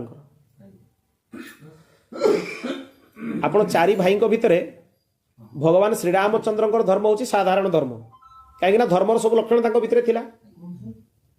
तांकटू श्रेष्ठ हेले लक्ष्मण। कहीं श्रेष्ठ सेटा बुझा दरकार। कौन पाई तांको श्रेष्ठ बोली कहागला? जेतेबेले वनवास कथा उठिला, से वनवास समय गोटे कथा कहले जे मो पाई भगवान हेले माता पिता, माता पितांकठू भी श्रेष्ठ है भागवत धर्म। बापा मांकर विरुद्धरे बापा मांकर विरुद्धाचरण करी भी मुझे भागवत धर्म पालन कर मोर कौन क्षति हेनी बा विरुद्ध हेनी सेटा सरीगला तांको धर्मटा रामचंद्र को श्रेष्ठ हो कहीं ना सी साधारण लौकिक धर्म चर्चा कले से भागवत धर्म चर्चा कले तांकोटू श्रेष्ठ है भरतंकर धर्म प्रेमास्पदंकर चिंतन करके आसिक विरहरे रहीगले तांकोटू श्रेष्ठ है शत्रुघ्नंकर धर्म कौन पे सबू रहीकि अयोध्या 14 वर्ष पर्यंत भगवान विरह भरत जाकि नंदीग्राम रहिले तांकर विरह लक्ष्मणंकर विरह 3 जण जाकर विरह सहीकि भी अयोध्या को संभालिकी रखिथिले। जो नृत्यकार माने नृत्य बंद करदेले तांको जाइकी कहिले कहले तुमे जदि नृत्यर अभ्यास न करिवो 14 वर्ष पर जेतले भगवान को राज्याभिषेक हबो स्वर्गरु नर्तकी माने आसीबे नृत्य करिया पई तुम मान को से सुजोग मिलिबोनी सेटु से माने अभ्यास करिबा आरंभ करदेले। से जाइकी गोमाता मान को कहिले तुमे जदि मन दुख रे रहिबो चारा खाइबनी दुग्ध दबनी ताले जेतेबेले तांकर राज्याभिषेक हबो कामधेनु को स्वर्गरु डाकी अभिषेक करा जिवो तुम मान को क्षीर काम रे लागि परिबोनी। शत्रुघ्न अयोध्या रे थिले अयोध्यार पूरा परिचालना से करुले भगवत विरह रे भूमि शयन करुले नंदीग्राम रे थिले सी नंदीग्राम सेटा अयोध्यारू माने राजसिंहासन रे नुहे तांकर सिंहासन अलगा रखा हितला नंदीग्राम रे से सेठी रही के उपासना करुले आ वनवासी बेसरे हाँ राज्य परिचालना करुले शत्रुघ्न तांकर प्रतिनिधि हिसाब सबू बुझुले सी सबू जिनिस भरत तो माटी खोलिकी शोले कौन पाई ना मोर प्रभु जदि माटी उपरे शोइचंती मु तांकर सेवक माने तळे शोइबा कथा ना भगवान भूमि शयन करुले ताले मु कोठी शोइबा उचित माटी खोलिकी माटी तळे शोउथले पुणी जेतेबेले तांको कुहा गला जेतेबेले प्रभु को डाकिबा पई जाउचंती कहले मो प्रभु ए बाट देकी खाली पादरे जाइचंती नियम तो कहूची जे मोर मस्तक बଳରେ मु चालिकी ए बाट देकी जिबा कथा आउ पादुका माड़िबा कथा आसुची कोठु एते तांकर भावना भरत भगवत प्रेम रे जेतला आसिके घटना सुनिचंती तांका मां को भी अनेक अत्यंत कटु कथा कहिछन अत्यंत कटु जोड़ा कि वर्णना करबा योग्य नुहे अत्यंत कटु कथा कहिछंती किंतु तांको अपराध लागिनी कौन पाई लागिनी ना भागवत धर्म भगवत धर्म दुनियार लौकिक धर्म टू सर्वोत्कृष्ट धर्म शास्त्र निर्देश भी देइछंती गुरु न सस्यात् जननी न सस्यात् पंचम स्कंद ऋषभदेव भगवान उपदेश दउछंती जो संपर्क बोल के ध्यान देकी सुनिबे भगवान कर विरोधी बा भक्तिर विरोधी हबो ताकू तुरंत परित्याग करबा उचित नले भक्ति हेई परिबोनी। तुलसीदास जी भी पदरे लिखिले कौन कहिले जी भगवान राम आ वैदेहींकर विरोधी तजिय ताहि कोटि बैरी सम यद्यपि परम स्नेही जी तुमर अत्यंत स्नेहदायक होइतिबो किंतु भगवान कर विरोधी होइतिबो तजिय ताहि कोटि बैरी सम कोटिए शत्रु भलिया ताकू त्याग कर यद्यपि परम स्नेही। उदाहरण किए काहाकू त्याग करिसंती बलि तांकर गुरु शुक्राचार्य को त्याग करिसंती अपराध लागिनी आ प्रहलाद पिता हिरण्यकश्यप को त्याग करिसंती अपराध लागिनी भरत माता कैकेयी को परित्याग करिसंती अपराध लागिनी यद्यपि कैकेयी मातांकर कोनोसी दोष नाही भगवान को विश्व वंदित करिबा पई से विश्व निंदिता हेले केबे समय मिलले कैकेयी मातांकर चरित्र आपण मानकु मु सुणीबी अद्भुत तांकर चरित्र तांकर कोनोसी दोष नाही किंतु मातृत्याग कला परे भी भरत को कोनोसी दोष लागिनी तेणु भगवत प्रेम भागवत धर्म होची सर्वोत्कृष्ट धर्म तापाई संसार कौन सी लौकिक धर्म जदि बाधा होची ताको तुरंत त्याग करबा उचित। आउ सेतिपाई बल्लभाचार्य भगवान जगतगुरु बल्लभाचार्य भी बढ़िया कथा देइछंती गृहम सर्वात्मना त्याज्य भगवत भजन पाई गृहर त्याग करबा उचित किंतु जदि तुमे त्याग करिवारे असमर्थ ताले कोन करिवो कृष्णाय तत्प्रजुञ्जीत कृष्ण अनर्थस्य नाशक जदि तुम्हें गृह त्याग करिवार वैराग्य तुम भितर से कोटिर आसीनी ताहले तुमर गृह को तुम समस्त कार्य को भगवान श्रीकृष्ण चरण में समर्पण कर। कहीं श्रीकृष्ण अनर्थस्य नाशक, श्रीकृष्ण ही अनर्थर नाशक। माने गृहर जेतिकी क्रिया तुम्हें करुच ताकू भगवत भाव रे कर, ताले से क्रिया गुड़ा पूजा हो। ये हूँ मूल कथा। तेणु हनुमान जी कौन कहते ध्यान दियंतु। सर्वभूत दया चैव सर्वत्र समदर्शनम अन्यत्र निंदनम स्वेशे स्नेहाधिकम तथा गुराविश्वर बुद्धिश्च तदाज्ञा परिपालनम स्वेशस्य तज्जनानांच सेवनम मायया विना प्रभो कृपालंबित्वम भक्तव्यम तत्समर्पितम सत्शास्त्रेषु च विश्वास प्राप्ति उपायमिहोच्यते। ये हूँ प्राप्तिर उपाय। कौन कहले ध्यान दियंतु। समस्त प्राणी प्रति दया करिबा सबुठ प्रथम धर्म। दया न आसिले भगवत भक्ति होगा बहुत कष्ट। आ दया न आसिले हृदय द्रवित हबनी। आपण चिंता करंतु, आमे बहुत थर चिंता कले भी भाबिले भी जेतिकी भक्ति करबा पई चाहू आम देखि हुएनी। कौन पाई हुएनी ना हमर चित्त शुद्ध होइनी। कौन पाई चित्त शुद्ध होइनी ना आम चित्तटा अपराधी चित्तटा जन्म जन्मांतर जाई पाप गुड़ा करी करी आछि। तेणु तार प्रवृत्ति सब कौ आड़ को टाणिबो, पाप आड़ को टाणिबो। जो अभ्यास थी से आड़ को टाणिबो। तार गोटे ही उपाय चित्त को शुद्ध करिवार सी हला सत्संग। जेते सत्संग करिवे चित्तर शुद्धि सेते हबो। द्वितीय बाट ही नहीं। चित्त शुद्धिर सर्वोत्कृष्ट साधन है सत्संग। किंतु विशुद्ध भगवत चर्चा हवा उचित। सत्संग नाम रे शास्त्र विरुद्ध चर्चा यदि शुणिबे घोर पतन हो, घोर पतन हो। आजिकल सत्संग नाम रे केवल कुसंग ही होउछि। सत्संग नाम रे भी कुसंग होउछि। तेणु ता प्रति सावधान हेबे। हरि गुरु यांकर विरोधी तत्वर यदि आलोचना हैला, शास्त्र भितर वर्णित विशुद्ध भगवत तत्वर आलोचना न हैला, ताकू सत्संग कहा जायनि। ता प्रति विशेष जत्नवान हेबे। तेणु प्रथम आसीबो दया, तापरे सबु प्राणी ठारे समदर्शन। समदर्शन को भल कि बुझिबा उचित। समदर्शन माने या नुहे कि मु भी भगवान ये भी भगवान। समदर्शन माने मो भितरे जो भगवान अछंती ता भितरे भी सेही भगवान अछंती। माने मु भगवान कर अंश, भगवान मोर अंशी। अंशी और अंशर संबंध, साध्य और साधनर संबंध सेटा भारी स्पष्ट हवा उचित। आरथर भी मु अंतिम कही अनन्य अर्हत्व, अनन्य शेषत्व, अनन्य भोग्यत्व। भगवान कर योग्य, भगवान कर अंश, भगवान कर पाई। आ द्वितीय बाट ही किछि नहीं। तेणु मो भितर जो भगवत तत्व अच्छी सामना लोक भितर भी सही भगवत तत्व अच्छी। सामना लोक प्रति अपराध हेले सेटा भगवान कर अपराध है। अत्यंत सावधान हवा उचित। आ साधकर जीवन सावधान ही हुए। असावधानतार महद अपराध भी हो जाए, अनेक महद अपराध हो जाए। महाराज जी तांकर सान बेलर गोटे घटना वर्णना करती। भक्तमाली जी महाराज सांगे रोते। सांगे रहा बेलू कौन हुए माने डेली देखी देखी देखी देखी गोटे लोक को ता भितर महद अवज्ञा भी हो जाए। बेले बेले न कहवा कथा भी कही दियंती लोक, न करवा काम भी कर दियंती। गोटे थर महाराज जी जबरदस्ती जनक दे दौले मिठा बाढ़ला बेलू खाଇବା दवा बेलू। भक्तमाली जी महाराज तांको टोकी गोटे कौन कहले, महाराज जी तांको उत्तर घुरे देले। बस उत्तर घुरे देले, आ किछि नहीं। सेतिकरे खाली भक्तमाली जी एतिकी कहिकी मौन हो गले। पंडित जी सब गुड़ गोबर हो गया।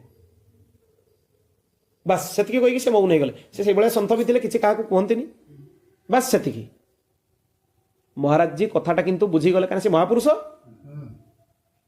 सेतिकीरु जे महद अवज्ञा होइछि बोली से बुझीगले। तांकर व्याकुलतार भयंकर ज्वर आसिला, भयंकर ज्वर है। एते व्याकुल होइकि से क्रंदन कले जे आउ ए देह प्रभु दरकार नहीं। जो देह देखि सद्गुरुदेव भगवान अपमान हो गला, गोटे तांको वाक्य घुरई देली मु बा तांको सहित महद अवज्ञा हो गला, अपराध हो गला। आउ ए शरीर मोर दरकार नहीं प्रभु। विह्वल होइकि भगवान को डाकिले। अत्यंत क्रंदन करुण माने करुण क्रंदन कले जाको कहा जाए। भक्तमाली जी महाराज तापरे जानिले महाराज जी को ज्वर भयंकर थाए। तांको मुंडरे आसिक हाथ बुले देले। पंडित जी चिंता मत करो, हम उसमें कुछ नहीं सोचे, सब ठीक हो जाएगा। तापरे तले से क्षमा कर देले बोली कहिले। तापरे महाराज जी को ज्वर छाड़ला, देह भल है। तेणु महद अवज्ञा भारी सूक्ष्म, आमे जानी पारुने। महापुरुषंकर वाक्य भी अत्यंत सूक्ष्म। महापुरुषंक वाक्यर अवज्ञा भी तांकर अवज्ञा। तांको कौन अवज्ञा करिवो। महापुरुषଙ୍କୁ ତ କେହି ପିଟାମାରା କରିବନି କି କେହି କିଛି କରିବନି। ତାଙ୍କର ଅବଜ୍ଞା ମାନେ କ'ଣ? ତାଙ୍କ ବାକ୍ୟର ଅବଜ୍ଞା, ତାଙ୍କ ଜୀବନ ଶୈଳୀର ଅବଜ୍ଞା, ତାଙ୍କର ଆଜ୍ଞାର ଅବଜ୍ଞା। ଅବଜ୍ଞା ବହୁତ ପ୍ରକାର ହୁଏ। ତେଣୁ ଆମେ ସାବଧାନ ହେଇଯିବା ଉଚିତ ଯେ କେଉଁ ଜାଗାରେ ମହଦ ଅବଜ୍ଞା ହୁଏ। ଆଉ ଭକ୍ତି କେତେବେଳେ ବନ୍ଦ ହେଇଯାଏ ଜାଣିଛନ୍ତି? ମହଦ ଅବଜ୍ଞା ହେଲା ମାନେ ଆପଣଙ୍କର ଚିତ୍ତ ଭୟଙ୍କର ଅଶୁଦ୍ଧ ହେଇଯିବ। ଜଣେ ବୃନ୍ଦାବନର ରସିକ ସନ୍ଥ ସେ ଭକ୍ତ ଚରିତ୍ର ଲେଖୁଥିଲେ, ତାଙ୍କ ମନରେ ଖାଲି ଗୋଟିଏ ଦୁର୍ଭାବନା ଆସିଗଲା ଯେ କବୀର ଦାସଜୀ ମହାରାଜ ଜଣେ ରସିକ ସନ୍ଥ ନୁହେଁ। ତାଙ୍କର ନିତ୍ୟ ଲୀଳାରେ ପ୍ରବେଶ ଥିଲା, ଭଗବାନଙ୍କର ସାକ୍ଷାତ ପ୍ରତ୍ୟକ୍ଷ ଅନୁଭବ କରୁଥିଲେ ଲୀଳା। ସିଏ ଖାଲି ଗୋଟିଏ ଭୁଲ ତାଙ୍କ ଦେଖି ତାଙ୍କ ମନରେ, ପ୍ରତ୍ୟକ୍ଷରେ କିଛି ଭୁଲ ହେଇନି, ମନ ଭିତରେ ଗୋଟିଏ ଭୁଲ ଚିନ୍ତନରେ ହେଇଗଲା ଯେ କବୀର ଦାସଜୀ ବହୁତ ଜ୍ଞାନୀ ସନ୍ଥ, ଜ୍ଞାନୀ କଥା ଲେଖିଛନ୍ତି, ସେ ରସିକ ସନ୍ଥ ନୁହେଁ। ସାଙ୍ଗେ ସାଙ୍ଗେ ଭଗବତ ଚିନ୍ତନ ତାଙ୍କ ଭିତରେ ତିରୋହିତ ହେଇଗଲା, ଆଉ ଭଗବତ ଚିନ୍ତନ ହେଇପାରିଲାନି। ଯେତେବେଳେ ବ୍ୟାକୁଳ ହେଲେ ଗୁରୁଦେବ ଭଗବାନଙ୍କ ପାଖରେ, ଗୁରୁଦେବ ଭଗବାନ ତାଙ୍କୁ କହିଲେ ତୁମ ଦେଇକି କୌଣସି ମହାପୁରୁଷଙ୍କର ଅପରାଧ ହେଇଛି, ନହେଲେ ଭଗବତ ଭକ୍ତି ବନ୍ଦ ହବନି। ସେ ସେଠୁ ଜାଣିପାରିଲେ ଯେ କବୀର ଦାସଜୀଙ୍କ ପ୍ରତି ମୋର ଅପରାଧ ହେଇଛି। ସେ ପଦ୍ୟ ରଚନା କରିକି କବୀର ଦାସଜୀଙ୍କୁ ଭୁଲ ମାଗିଛନ୍ତି ଯେ ମୋର ଆପଣଙ୍କ ପ୍ରତି ଭୁଲ ହେଇଛି, ଆପଣ ମହାନ ରସିକ ସନ୍ଥ, ଯେ ପ୍ରହ୍ଲାଦଜୀଙ୍କର ଅବତାର ତାଙ୍କୁ ରସିକ ନ ମାନିବାଟା ଅପରାଧ ହବନି। ତେଣୁ ମନରେ ଅପରାଧ କୋଉଠି ହୁଏ? କ୍ରିୟାକୁ ଆସିବା ଆଗରୁ ପ୍ରଥମ ଆସେ ମନ, ତାପରେ ଆସେ ବାଣୀ, ତାପରେ ଆସେ କ୍ରିୟା। ପାପଟା ଏଇଭଳି ହୁଏ, ତିନିଟା ସ୍ତରରେ ହୁଏ। ଆଗେ ଗୋଟେ ପାପ କରିବାର ବୃତ୍ତି କୋଉଠି ଆସେ? ମନରେ। ତାପରେ ମନରୁ ସେଟା ଆସେ ମୁଁ ଏଇଟା କରିଦେବି ବାଣୀରେ, ବାଣୀରୁ ତାପରେ ସେଟା କୋଉଠିକି ଆସେ? କ୍ରିୟାକୁ ଆସେ। ତିନିଟା ସ୍ତର ହେଇକି ପାପ ହୁଏ। ଯଦି ଭଗବତ ଚିନ୍ତନ କରାଯିବ, ମହାପୁରୁଷଙ୍କର ଚରଣର ଆଶ୍ରୟ ନିଆଯିବ, ଆଗେ ମନ ହିଁ ଶୁଦ୍ଧ ହେଇଯିବ। ଭଗବତ ସ୍ମରଣ ଯଦି ଅହରହ କରାଯିବ, ସବୁବେଳେ ଭଗବାନ ନାମର ସ୍ମରଣ କରାଯିବ। ମୁଁ ଆରଥର ଆପଣଙ୍କୁ ଦିଟା ବାଟ ବତେଇଥିଲି, ସର୍ବଦା ଭଗବତ ଚିନ୍ତନ, ଆଉ ଯାହାକୁ ସାମ୍ନାରେ ଦେଖିବ ନାରାୟଣ ଭାବିକି ପ୍ରଣାମ କରିବ। ଦିଟା ଉପାୟ ଦ୍ୱାରା ମନ ଶୁଦ୍ଧ ହବ। ମନରୁ ପାପ ନଷ୍ଟ ହେଲେ ବାଣୀରୁ ନଷ୍ଟ ହବ, ବାଣୀରୁ ନଷ୍ଟ ହେଲେ କ୍ରିୟାରୁ ନଷ୍ଟ ହବ। ନିଷ୍ପାପ ହେଇଯିବ ଜଣେ, ଅତ୍ୟନ୍ତ ନିଷ୍ପାପ ହେଇଯିବ। ତେଣୁ ମହଦ ଅବଜ୍ଞା ପ୍ରତି ବହୁତ ସାବଧାନ ରହିବା ଉଚିତ, ଯେ ମହଦ ଅବଜ୍ଞା ଯେମିତି ଆମ ଦେଇକି ନ ହୁଏ। ଏ ସ୍ତରର ମାନେ ମହଦ ଅବଜ୍ଞା ନ ହଉ, ଗୁରୁଦେବ ମାନେ ପରୀକ୍ଷା ବି ନିଅନ୍ତି ସଦ୍ଗୁରୁଦେବ ଭଗବାନ ମାନେ, ଯେ ୟାର ଇଏ ପ୍ରକୃତରେ ସେ ସ୍ତରକୁ ଆସିଛି କି ନାହିଁ। କୋଉ ଭଳି ପରୀକ୍ଷା ଜାଣିଛନ୍ତି? এইଭଳି ଆପଣ ସାଧାରଣ ବାକ୍ୟରେ ବୁଝନ୍ତୁ। ସାପଟାକୁ ଦେଖେଇକି ଆପଣଙ୍କୁ ସେ କହିବେ ଏଟା ବେଙ୍ଗଟିରେ, ଆପଣଙ୍କର ଭାବନା କ'ଣ ହବ? ନା ନା, ଏଟା ତ ସାପଟା, ଗୁରୁଦେବ କହୁଛନ୍ତି ବେଙ୍ଗ, ତାହେଲେ ମହଦ ଅବଜ୍ଞା ହେଲା, ଅପରାଧ ହେଲା। ହବା କଥା କ'ଣ? ମୋ ଦୃଷ୍ଟିରେ କୌଣସି ଦୋଷ ଥାଇପାରେ, ସଦ୍ଗୁରୁଦେବ ଭଗବାନ କହୁଛନ୍ତି ୟାକୁ ବେଙ୍ଗ, ମାନେ ଏ ନିଶ୍ଚୟ ବେଙ୍ଗ, ଏ ସାପ ହେଇପାରିବନି। এই ସ୍ତରର ଯଦି ଆପଣଙ୍କର ଶ୍ରଦ୍ଧା ଥାଏ, ତାହେଲେ ଯାଇକି ମହତ୍ ପାଦର ଯୋଉ ଅଭିଷେକ ଯୋଉ କହୁଛେ, ତାର ପ୍ରକୃତରେ ସତ୍ସଙ୍ଗର ଫଳ ଆପଣଙ୍କୁ ମିଳିବ। ଆଉ ଯଦି ଆପଣ ମହାପୁରୁଷଙ୍କର ବାକ୍ୟକୁ ତର୍ଜମା କରିବେ, ସିଏ କ'ଣ କହିଲେ, ଏ କଥାଟା କ'ଣ ଠିକ ଅଛି? ମତେ ପୁରା ସ୍ପଷ୍ଟ ଦେଖାଯାଉଛି ଏଟା ଲାଲ ରଙ୍ଗଟା, ମହାରାଜଜୀ କହୁଛନ୍ତି ଏଟା ନୀଳ ରଙ୍ଗ। ହବା କଥା କ'ଣ? ମୋର ଦୃଷ୍ଟି ଦୋଷ ଥାଇପାରେ, କିନ୍ତୁ ସଦ୍ଗୁରୁଦେବ ଭଗବାନଙ୍କ ବାକ୍ୟରୁ ବାହାରିଛି ମାନେ କେବେ ବି ଏପଟ ସେପଟ ହବନି। এই ସ୍ତରର ନିଷ୍ଠା ଯଦି ହବ, କାମ ଜଲ୍ଦି ହେଇଯିବ। ଆଉ ବିଲକୁଲ ମୁଁ ଆପଣଙ୍କ ଆଗରେ ଏପଟ ସେପଟ କଥା ବି କହିବିନି, ବ୍ୟାସପୀଠ ଉପରେ ବସିଛି। ଏହି ସ୍ତରର ଶ୍ରଦ୍ଧା ଯଦି ଆପଣଙ୍କ ଭିତରେ ହେଇଯାଏ, ବହୁତ କମ ଦିନ ଭିତରେ ଆପଣଙ୍କୁ ଭଗବତ ଅନୁଭବ ହବା ବି ଆରମ୍ଭ ହେବ। ଯଦ୍ୟପି ଗୁରୁସ୍ତରୀୟ ମହାପୁରୁଷଙ୍କ ଛଡ଼ା ଆଉ କାହା ଆଗରେ ସେ ପ୍ରକାଶ ଯୋଗ୍ୟ ନୁହେଁ, କିନ୍ତୁ ଅନୁଭବର ଅଧିକାରୀ ଆପଣ ହେବେ। ପ୍ରତ୍ୟକ୍ଷ ଅନୁଭବ ପ୍ରାପ୍ତି ହେବ, ପରୋକ୍ଷ ଅନୁଭବ ନୁହେଁ। ପରୋକ୍ଷରୁ ଆରମ୍ଭ ହେବ, କିନ୍ତୁ ପ୍ରତ୍ୟକ୍ଷ ଅନୁଭବ ପ୍ରାପ୍ତି ହେବ। ଭଗବତ ତତ୍ତ୍ୱର ଅପରୋକ୍ଷ ଅନୁଭବ ଆପଣଙ୍କୁ ପ୍ରାପ୍ତି ହେବ। କେବଳ ଗୋଟିଏ ଜିନିଷ, ମହାପୁରୁଷଙ୍କ ବାକ୍ୟରେ ଶ୍ରଦ୍ଧା। ତାପରେ ଆସିଲା କାହାରି ନିନ୍ଦା ନ କରିବା। ଇଏ ଆହୁରି ମାନେ ସୂକ୍ଷ୍ମ ଜିନିଷ। ଆପଣ ଜାଣିଛନ୍ତି, ଯାହାର ନିନ୍ଦା କରାଯାଏ, ଯୋଉ ପାପଟାକୁ ଆପଣ ମୁହଁରେ ବର୍ଣ୍ଣନା କରିବେ, ସେ ପାପରେ ଆପଣ ବି ଭାଗିଦାରୀ, ସମାନ ଦଣ୍ଡ ଆପଣଙ୍କୁ ମିଳିବ। ଆମେ ଅନେକ ସମୟରେ କହୁ ଯେ ଜଣଙ୍କର ଗୋଟେ ଏଇ ପାପଟାକୁ ଆମେ କ'ଣ ପାପ କରିଛୁ ଯେ ଏତେ ଦଣ୍ଡ ମିଳିଛି? ଜଣଙ୍କର କୁକର୍ମକୁ ନିଜ ବାଣୀରେ ବର୍ଣ୍ଣନା କଲେ, ତା ସେ କୁକର୍ମର ସମାନ ପାପର ଅଧିକାରୀ ହେଉଛି ଜୀବ। ସେଥିପାଇଁ ଶ୍ରୀମଦ ଭାଗବତରେ କହି ଦିଆଗଲା, ଅନ୍ୟସ୍ୟ ଦୋଷ ଗୁଣ ଚିନ୍ତନ ମାସୁ ମୁକ୍ତ୍ୱା। ଅନ୍ୟର ଗୁଣ ଚିନ୍ତନ ବି କରିବନି କି ଦୋଷ ଚିନ୍ତନ ବି କରିବନି। ଗୁଣ ଚିନ୍ତନ ବି ଅପରାଧ, ଭାଗବତରେ ଲେଖା ହେଇଛି। କ'ଣ ପାଇଁ? ନା ଗୁଣିତ କେବଳ ଭଗବାନ। ଭଗବତ ଭକ୍ତ ଭଗବତ କୋଟିରେ କୋଉମାନେ ଯିବେ? ଭଗବାନ, ହରିଗୁରୁ ସନ୍ଥ, ଏମାନେ ଭଗବତ କୋଟିରେ ଯିବେ। ଗୁଣ ତ ତାଙ୍କର, ସାଂସାରୀ ଜୀବଙ୍କର କ'ଣ ଗୁଣ ଚର୍ଚ୍ଚା କରିବ? ତେଣୁ ଅନ୍ୟସ୍ୟ ଦୋଷ ଗୁଣ ଚିନ୍ତନ ମାସୁ ମୁକ୍ତ୍ୱା। उभयरु जदि मुक्त हेबे ताहले जाकि आपण भगवत भक्तिर अधिकारी हेबे। दोष चिंतन भी बंधन, गुण चिंतन भी बंधन। तेणु निंदा काहारी करिब आउ एटा भारी भयंकर पाप। एटा बिल्कुल माने न चाहिए भी लोकंक देखि हे जाए। एते तांकर एटा आदत हेछि तांको भितर रहिछि, न चाहिए भी मु करिबिनी, पाटिरु बाहरी जीवो। तेणु बहुत सावधान, बाणी प्रत्येक अक्षर उपर सावधान हुंतु, प्रत्येक निश्वास उपर सावधान हुंतु। गणी के गोटे दिन भितर पाखापाखि 21,600 निश्वास चलछि। जो निश्वासटा गला से समय से सेकेंड निश्वास आउ घुरबनी, से निश्वासटा गला। बहुत सावधान। अंतिम क्षण मृत्युर स्मरण ही भगवत भक्ति रे प्रेरणा दिए जे मो पाखे समय नहीं, जे भावुँ लंबा समय पड़ी। भूल धारणा। कहीं लंबा समय, समय बहुत कम। निज इष्टों पाखे अधिक स्नेह करवा, ता पर वाक्य तो अद्भुत। गुरुं पाखे ईश्वर बुद्धि रखिबा, गुरुं पाखे मनुष्य बुद्धि रखिले दोष दर्शन हो। ईश्वर बुद्धि रखिले तांको भितर दोष दर्शन होनी। आ दोष दर्शन हैला माने ही पतन हो। आ गुरु जानिकी भी लीला करती, गुरु माने जानिकी लीला करती। शिष्यर परीक्षा नवा पई निजको एते माने साधारण विषय सजै दियंती, परीक्षा नउथांती जो गुरु माने। शिष्य भवन मन आसी ए तो ये एमती करछन, ये कोन ज्ञान देबे हमको, हैला माने पतन तुरंत। यदि ईश्वर बुद्धि रहिबो ताले लीलार भावना रहिबो। थरे गोटे थर महाराज जी उदाहरण दियंती। पहाड़ी बाबा रामनवमी थाए, महाराज जी को कहले तुम्हें 10टा बेलू आसीज, अभिषेक हम, ठाकुर अर्चन हम, तुम्हें आसीज। से महाराज जी सन्यास ही न थाए, सी रोते सुदामा कोटी भक्तमाली जी पाखे रोते। पहाड़ी बाबा डकई। महाराज जी कहते 10टा, सी पूर्वर अध घंटे पूर्वर जा पहुँची गले। महाराज जी गाली देवा आरंभ कले। गुरु अवज्ञा, नर्कगामी, घोर नर्कगामी। एतिकी लोकों सामने भयंकर भाव में महाराज जी को गाली देले। आ पहाड़ी बाबा तो नृसिंह भगवान स्वरूप थिले। तांकर गर्जन जिते होता सेपट माने सुदामा कुटीर से कोण पर्यंत लोक थरी जाऊले।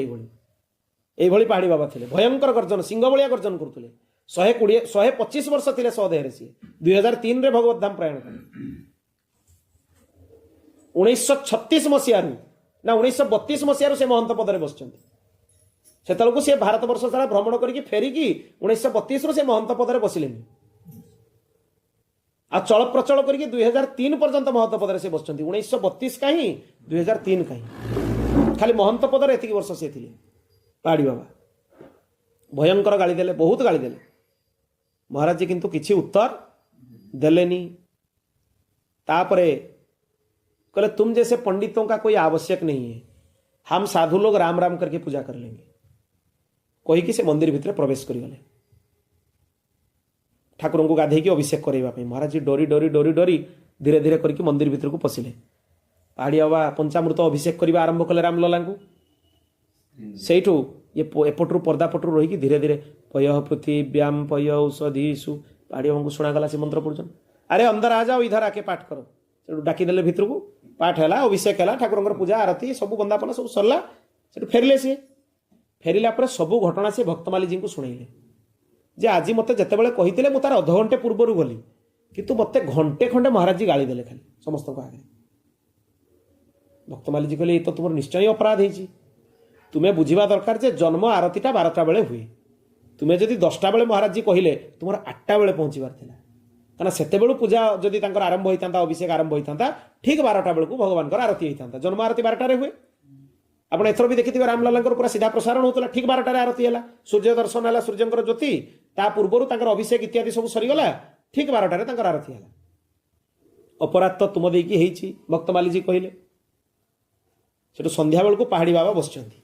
महाराज जी गले क्षमा प्रार्थना करने, मत क्षमा कर दिंतु। पहाड़ी बाबा कहले तोर किसी भूल नथिला, तू आज जदि सकाळ 8टा बेले भी आसी थांतु मु आज निश्चय करी तते गाली देवी, तोर परीक्षा नेबी। आ जदि गोटे पद तू मते उत्तर दे देई थांतु जे आपण जतले कहितले ता पूर्वरु मु आछि, गोटे पद मते जदि उत्तर दे देई थांतु सबुदिन पई खाकचक्र रास्ता तो पई बंद हो जाई थांता। गोटे पद उत्तर जदि देई थांतु आ मु चाहुतली तते महंत बोली मु घोषणा करि सारिछि। एते लोकंक सामने तते बहुत सम्मान मिलुछि, सेही लोक मान आगे तते जदि अपमानित करके मु गाली दिए ताले तो भितरे कौन सृष्टि होउछि मु देखिबा पई चाहुतली। तू सम्मान को जदि हजम करि पारछु, अपमान को हजम करि पारछु कि नहीं। ତେଣୁ ଏଇଭଳି ଘଟଣା ମୁଁ କଲି। ପାଢ଼ୀ ବାବା ସ୍ପଷ୍ଟ କହିଦେଲେ, ତୁ ଯଦି ଆଜି ସକାଳ 8ଟା ବେଳେ ବି ଆସିଥାନ୍ତୁ ତତେ ମୁଁ ଗାଳି ଦେଇଥାନ୍ତି, ତୋର ପୂଜା ଗାଳିରେ ହେଇଥାନ୍ତା। ମୁଁ ଆଜି ନିର୍ଦ୍ଦିଷ୍ଟ ଭାବରେ ଭାବିକି ରଖିଥିଲି ତୁ ଯେତେବେଳେ ଆସିବୁ ତତେ ଗାଳି ଦେବି, ଭୟଙ୍କର ଭାବରେ ସମସ୍ତଙ୍କ ସାମ୍ନାରେ ଗାଳି ଦେବି। ତେଣୁ ମହାପୁରୁଷମାନେ ଏଇଭଳି ଲୀଳା କରନ୍ତି। ତାଙ୍କ ଲୀଳା ବୁଝିବା, ଯଦି ସେଇଠି ଆପଣଙ୍କର ମହଦ ଅବଜ୍ଞା ହେବ କେତେବେଳେ ନା ଭାବି ଇଏ ଗୋଟେ ଡାକିଛନ୍ତି ମୋତେ 10ଟା, ମୁଁ 9:30ରୁ ଆସିଲି, ମୋତେ ଏତେ ଆମ କଥା ଚିନ୍ତା କରନ୍ତୁ ତାଙ୍କ ଜାଗାରେ ରଖିକି। ମହାରାଜ ତ ମହାପୁରୁଷ, ତେଣୁ ଉତ୍ତର ବି ଦେଲେନି, ଗାଳି ଶୁଣିକି କ୍ଷମା ମାଗିକି ପଳେଇ ଆସିଲେ। ଆଉ ଗୋଟେ କଥା ବି ଜାଣି ରଖନ୍ତୁ, ଇଏ ଆହୁରି ଉଚ୍ଚତର କଥା। ଯଦିଓ ଆପଣଙ୍କର ଭୁଲ ନଥାଏ, ଯଦିଓ ଆପଣଙ୍କ ସମ୍ପୂର୍ଣ୍ଣ ଆପଣ ନିର୍ଦ୍ଦୋଷ, କୌଣସି ମହାପୁରୁଷ ଆପଣଙ୍କୁ ତଥାପି ବା ପୂଜ୍ୟଜନ ଆପଣଙ୍କୁ ତଥାପି ଗାଳି ଦେଉଛନ୍ତି, ତାଙ୍କର ଗାଳିକୁ ଅତି ଆଦରର ସହକାରେ ଶୁଣି ନେବା ଉଚିତ। ଯେତେବେଳେ ତାଙ୍କୁ ଜଣାପଡ଼ିବ ଯେ ଆର କୌଣସି ଦୋଷ ନଥିଲା ଅଥଚ ମୁଁ ଆକୁ ଗାଳି ଦେଇଛି, ତାଙ୍କ ମନରେ ଅଦ୍ଭୁତ ସ୍ନେହ ତୁମ ପ୍ରତି ସୃଷ୍ଟି ହେବ, ଯେ ମୋର ଗାଳିକୁ ବି ବିନା ଦ୍ୱନ୍ଦ୍ୱରେ, ବିନା କୌଣସି ବାଧାରେ ଗ୍ରହଣ କରିନେଲା। এইভଳି ଗୁରୁଙ୍କ ପାଖରେ ଶ୍ରଦ୍ଧା ହେବା ଉଚିତ। ଭଗବାନ ସେଇଥିପାଇଁ କହିଲେ ଏକାଦଶ ସ୍କନ୍ଧରେ, ଆଚାର୍ଯ୍ୟ ମାମ୍ ବିଜାନୀୟ। ଆଚାର୍ଯ୍ୟଙ୍କୁ ମୋତେ ବୋଲି ଜାଣିବ। ମାମ୍ ଏବ ନୁହେଁ, ମୋ ଭଳିଆ ନୁହେଁ, ମୁଁ ହିଁ ଆଚାର୍ଯ୍ୟ ବୋଲି ଜାଣିବ। ଆଚାର୍ଯ୍ୟ ମାମ୍ ବିଜାନୀୟ। ତାପରେ ତାଙ୍କର ଆଜ୍ଞାର ସମ୍ପୂର୍ଣ୍ଣ ପାଳନ କରିବ, ଆଉ ନିଜର ଆରାଧ୍ୟ ତଥା ତାଙ୍କ ଭକ୍ତମାନଙ୍କର କପଟ ତ୍ୟାଗ କରିକି ସେବା କରିବ। କପଟ ତ୍ୟାଗ କରିକି ସେବା ମାନେ କ'ଣ ଜାଣିଛନ୍ତି? ଯେ ସେବା କରିକି କିଛି ଚାହେଁ, ସେବାର ଫଳ ଚାହେଁ, ସେଇଟା କପଟ ଯୁକ୍ତ ସେବା। ଯେ ସେବାର ଫଳ ସେବା ଚାହେଁ, ସେଇଟା କପଟ ମୁକ୍ତ ସେବା। ସେବାର ଫଳ କ'ଣ? ସେବା। ଭଗବାନ ନାମ ଜପର ଫଳ କ'ଣ? ଭଗବାନ ନାମ ଜପ। ଜପର ଫଳ ଜପ। ଶ୍ରବଣର ଫଳ ଶ୍ରବଣ। ମାନେ ଶ୍ରବଣ ଯେଉଁ ଆପଣ ଭଗବତ କଥା କରୁଛନ୍ତି ତାର ଫଳ କ'ଣ? ଶ୍ରବଣରେ ଆପଣଙ୍କର ରତି ଆହୁରି ବଢ଼ିବ। ହରିନାମ ଜପ କରୁଛନ୍ତି, ତାର ଫଳ କ'ଣ? ହରିନାମରେ ନିଷ୍ଠା ଆହୁରି ବଢ଼ିବ, ଅଧିକ ଲୋଭ ବଢ଼ିବ। ଶ୍ରବଣର ଫଳ ଶ୍ରବଣ, ଜପର ଫଳ ଜପ, ଆଉ ସେବାର ଫଳ ହେଉଛି ସେବା। ସେବାର ଫଳ କୌଣସି ସାଂସାରିକ ବସ୍ତୁ ନୁହେଁ, ପୁଣ୍ୟ ବି ନୁହେଁ। ଯଦି ଜଣେ ସେବା କରିକି ପୁଣ୍ୟ ବି ଚାହିଁଲା, ତାହେଲେ ତାର ସେବା ମଧ୍ୟ କପଟପୂର୍ଣ୍ଣ ସେବା। ସେ ସେବାର କୌଣସି ମୂଲ୍ୟ ନାହିଁ, କୌଣସି ମୂଲ୍ୟ ନାହିଁ ତାର ଭଗବତ ଧର୍ମ। ତାପରେ ପ୍ରଭୁଙ୍କ କୃପାର ଆଶ୍ରୟ ନେବା ଉଚିତ। ଆପଣଙ୍କୁ ଏଇଠି ଗୋଟେ ସାଧାରଣ ଉଦାହରଣଟିଏ ମୁଁ ଦେଇଦେଉଛି। ଯେତେବେଳେ ଜାନକୀ ମାତା, ଭଗବତୀ ଜାନକୀ, ହନୁମାନ ତାଙ୍କୁ ଦେଖା କରିବା ପାଇଁ ଯାଇଥିଲେ ଅଶୋକ ବାଟିକାରେ। ହନୁମାନ ତାଙ୍କୁ କହିଲେ, ମାତା ଆପଣ ମୋ ପିଠିରେ ବସନ୍ତୁ, ମୁଁ ଆପଣଙ୍କୁ ରଘୁନନ୍ଦନଙ୍କ ପାଖକୁ ନେଇଯାଉଛି। ମାତାଙ୍କୁ କହିଲେ। ଜାନକୀ ବହୁତ ପ୍ରକାର ବାହାନା କଲେ। କହିଲେ, ଦେଖ ତୁମେ ତ ବହୁତ ବେଗରେ ଯିବ ପବନରେ, ମୁଁ ଉଡ଼ିକି ତୁମ କାନ୍ଧରୁ ଯଦି ପଡ଼ିଯିବି ତାହେଲେ ମୋତେ ରକ୍ଷା କିଏ କରିବ? ଏତେ ପବନକୁ ମୁଁ ସହିପାରିବିନି। ଏମିତି ବହୁତ କଥା କହିଲେ। ସେଠୁ ହନୁମାନଜୀ କହିଲେ, ମାତା ମୁଁ ଆପଣଙ୍କୁ ଏମିତି ନେଇଯିବି ଯେ ଆପଣଙ୍କୁ ଟିକେ ବି ପବନ ବାଜିବନି। ତାପରେ ପୁଣି କହିଲେ, ଦେଖ ମୁଁ ହେଉଛି ସୂର୍ଯ୍ୟବଂଶର କୁଳବଧୂ, ମୁଁ ଗୋଟେ ପରପୁରୁଷ ପିଠିରେ ବସିକି ଯିବାଟା ଠିକ୍ ହେବନି। ସେଠୁ ସିଏ ହନୁମାନଜୀ କହିଲେ, ମୁଁ ପୁରା ଆପଣଙ୍କର ପୁତ୍ର, ଆପଣ ମୋର ମାତା, ପୁତ୍ର କାନ୍ଧ ଉପରେ ମା ବସିକି ଗଲେ ଲାଗିବନି। ସେ କଥାକୁ ବି ହନୁମାନଜୀ କାଟିଦେଲେ। ଜ୍ଞାନୀ ନାମ ଅଗ୍ରଗଣ୍ୟମ୍, ତାଙ୍କ ସାଙ୍ଗରେ କିଏ କଥା ହେଇପାରିବ? ତାମାନେ ମୂଳ ରହସ୍ୟଟାକୁ ସେ ବାହାର କରିବା ପାଇଁ ଚାହୁଁଛନ୍ତି ଯେ ଜାନକୀଜୀ କାହିଁକି ଯିବା ପାଇଁ ଚାହୁଁନାହାନ୍ତି। ଯେତେବେଳେ ସବୁ କାରଣ ଜାନକୀଜୀ ଯେତିକି ବାହାନା କଲେ ସବୁ ବାହାନା କାଟିଦେଲେ ହନୁମାନଜୀ, ସତଟା କହିବା ପାଇଁ ଜାନକୀଜୀ ବାଧ୍ୟ ହେଲେ। କହିଲେ, ହନୁମାନ ପ୍ରକୃତରେ ସତଟା କ'ଣ ଏବେ ଶୁଣ। ମୁଁ ଭଗବାନ ରଘୁନନ୍ଦନଙ୍କର ଆଶ୍ରୟ ନେଇଛି। ତାଙ୍କର ଆଶ୍ରୟ ଗ୍ରହଣ କଲା ପରେ ଯଦି ଅନ୍ୟ କାହାର ଆଶ୍ରୟ ନେଇକି ତାଙ୍କ ପାଖରେ ମୁଁ ପହଞ୍ଚୁଛି, ତାହେଲେ ମୋର ଶରଣାଗତି ଖଣ୍ଡିତ ହେବ। ଯଦି ମୁଁ ଯିବି ତାହେଲେ ରଘୁନନ୍ଦନ ଆସିଲା ପରେ ହିଁ ଯିବି, କାରଣ ତାଙ୍କର ଆଶ୍ରୟ ମୁଁ ନେଇଛି। ଅନ୍ୟାଶ୍ରୟେଣ ପ୍ରପତ୍ତିରେ ବାଧିତା ଭବତି। ଅନ୍ୟର ଆଶ୍ରୟ ଗ୍ରହଣ କଲା କ୍ଷଣି ଶରଣାଗତି ନଷ୍ଟ ହେଇଯାଏ। ଅନ୍ୟାଶ୍ରୟ ନାହିଁ। ଯଦି ଭଗବାନଙ୍କର ଆଶ୍ରୟ ନେଇଛ, ସଂସାରର ଆଶ୍ରୟ ନେବନି, ଦେବୀ ଦେବତାଙ୍କର ଆଶ୍ରୟ ବି ନେବନି, କାହାରି ଆଶ୍ରୟ ନେବନି। ଭଗବାନଙ୍କର ଆଶ୍ରୟ ମାନେ କେବଳ ଭଗବାନଙ୍କର ଆଶ୍ରୟ, କେବଳ ଭଗବାନଙ୍କର ଆଶ୍ରୟ। ଜାନକୀଜୀ ସେଇଠି ସ୍ପଷ୍ଟ କଲେ ଶରଣାଗତିର ଧର୍ମ କ'ଣ। ହେ ହନୁମାନ, ମୁଁ ଯଦି ତୁମର ଆଶ୍ରୟ ନେଇକି ଭଗବାନଙ୍କ ପାଖରେ ଯାଇକି ପହଞ୍ଚିବି, ମୋର ଶରଣାଗତି ଧର୍ମ ଖଣ୍ଡିତ ହୋଇଯିବ। ମୁଁ ଯଦି ଭଗବାନ ରଘୁନନ୍ଦନଙ୍କର ଆଶ୍ରୟ ନେଇଛି, ତାଙ୍କ ବ୍ୟତୀତ ଆଉ କାହାରି ଆଶ୍ରୟ ମୁଁ ଦୁନିଆରେ ଗ୍ରହଣ କରିବିନି। ଅନ୍ୟର ଆଶ୍ରୟ ଗ୍ରହଣ କରିବାର ନାହିଁ। ଆଉ ଭଗବତ ସମର୍ପିତ ପଦାର୍ଥ ହିଁ ଗ୍ରହଣ କରିବ, ତାହେଲେ ଜୀବନ ଶୁଦ୍ଧ ହୋଇଯିବ। ଅଶୁଦ୍ଧର ଆଉ କୌଣସି ପ୍ରଶ୍ନ ହିଁ ଉଠୁନି। ଯାହା ଖାଇବ ତାକୁ ଆଗେ ପ୍ରଣାମ କରିବ। ଅନ୍ନ ବ୍ରହ୍ମ, ଅନ୍ନ ହେଉଛି ଭଗବାନଙ୍କର ସ୍ୱରୂପ। ହେ ପ୍ରଭୁ, मोर खाद्य मु आपको निवेदित कली आ खाद्यटा अशुद्ध होते आड़ू साड़ू जिनस जदि हो न खाइबा जिनस होता भगवान को दे पारिबनी दे न पारला माने खाद्य शुद्ध होला कारण भगवान को निवेदित न करिकी तुम ही निवेदित भोजन करही आपण को निवेदन करके मु भोजन करुच्ची आपनकर उच्चिष्ट भगवत उच्चिष्ट माया को परास्त करिवार बढ़िया बाट कोन जानछंती भगवान प्रसाद भगवान तुलसी भगवान चरणामृत जदि नित्य ग्रहण करिवो ताले माया शीघ्र तुरंत परास्त हो जीवो बाट छाड़ देबो जबरदस्ती करिया को पड़िबनी युद्ध करिया को पड़िबनी उद्धव जी को कहले ना जेतले भगवान पचारले माया को केमती परास्त करिवो अरे आपनकर तुलसी माला पुष्प द्वारा आमे माया को परास्त कर देबू आपनकर प्रसादी फूलमाला प्रसादी तुलसी जदि मिल जिवो सेतकिरे माया परास्त हो जिवो आपनकर आवश्यकता नहीं मशा मारिया पई ब्रह्मास्त्र प्रयोग करा जायनी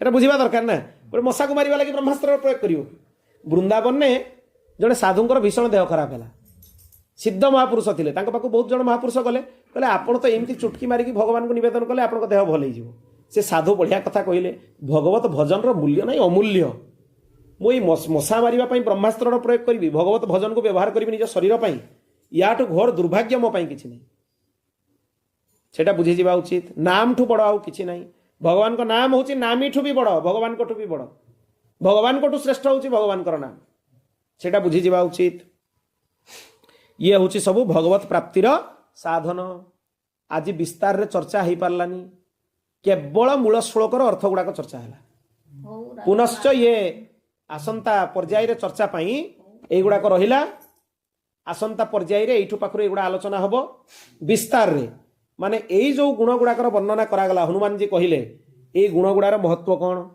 ता सहित अष्टांग योग कौन कपिल देव भगवान अष्टांग योग विषय कौन कहते योग सूत्र यही चर्चा भितर सब पलि आसो भक्ति सूत्र ज्ञान सूत्र योग सूत्र कर्म सूत्र सब पलि आसो आ किछि बाकी रही ये अद्भुत चर्चा अर्थ पंचकर चर्चा बहुत सुखदायक बहुत आनंददायक आ जीवन सुधारक अद्भुत चर्चा ये तेणु आचार्य चरणकर प्रेरणा आचार्य चरणकर निर्देश जो आरंभ होती अर्थ पंचकर चर्चा आज चर्चा रे आमे एठी भगवान चरण रे कथा को विराम दबा भगवान विवाह महोत्सव रे आज तांकर चर्चा करिकी सतरे वाणी भी पवित्र हो गला कर्ण भी पवित्र हो गला जीवन भी पवित्र हो गला बोल भक्त वत्सल भगवान की श्री राम जय राम जय जय राम श्री राम जय राम जय जय राम श्री राम जय राम जय जय राम श्री राम जय राम जय जय राम श्री राम जय राम जय जय राम श्री राम जय राम जय जय राम श्री राम जय राम जय जय राम श्री राम जय राम जय जय राम श्री राम जय राम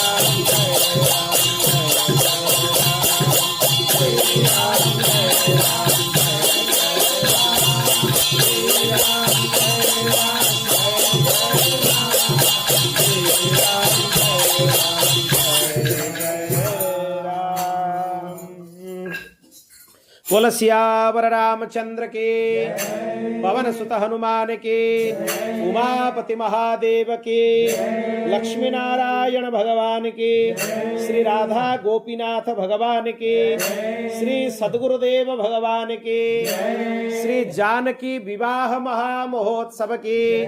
जय जय श्री राधे, जय जय श्री सीताराम। हर हर महादेव।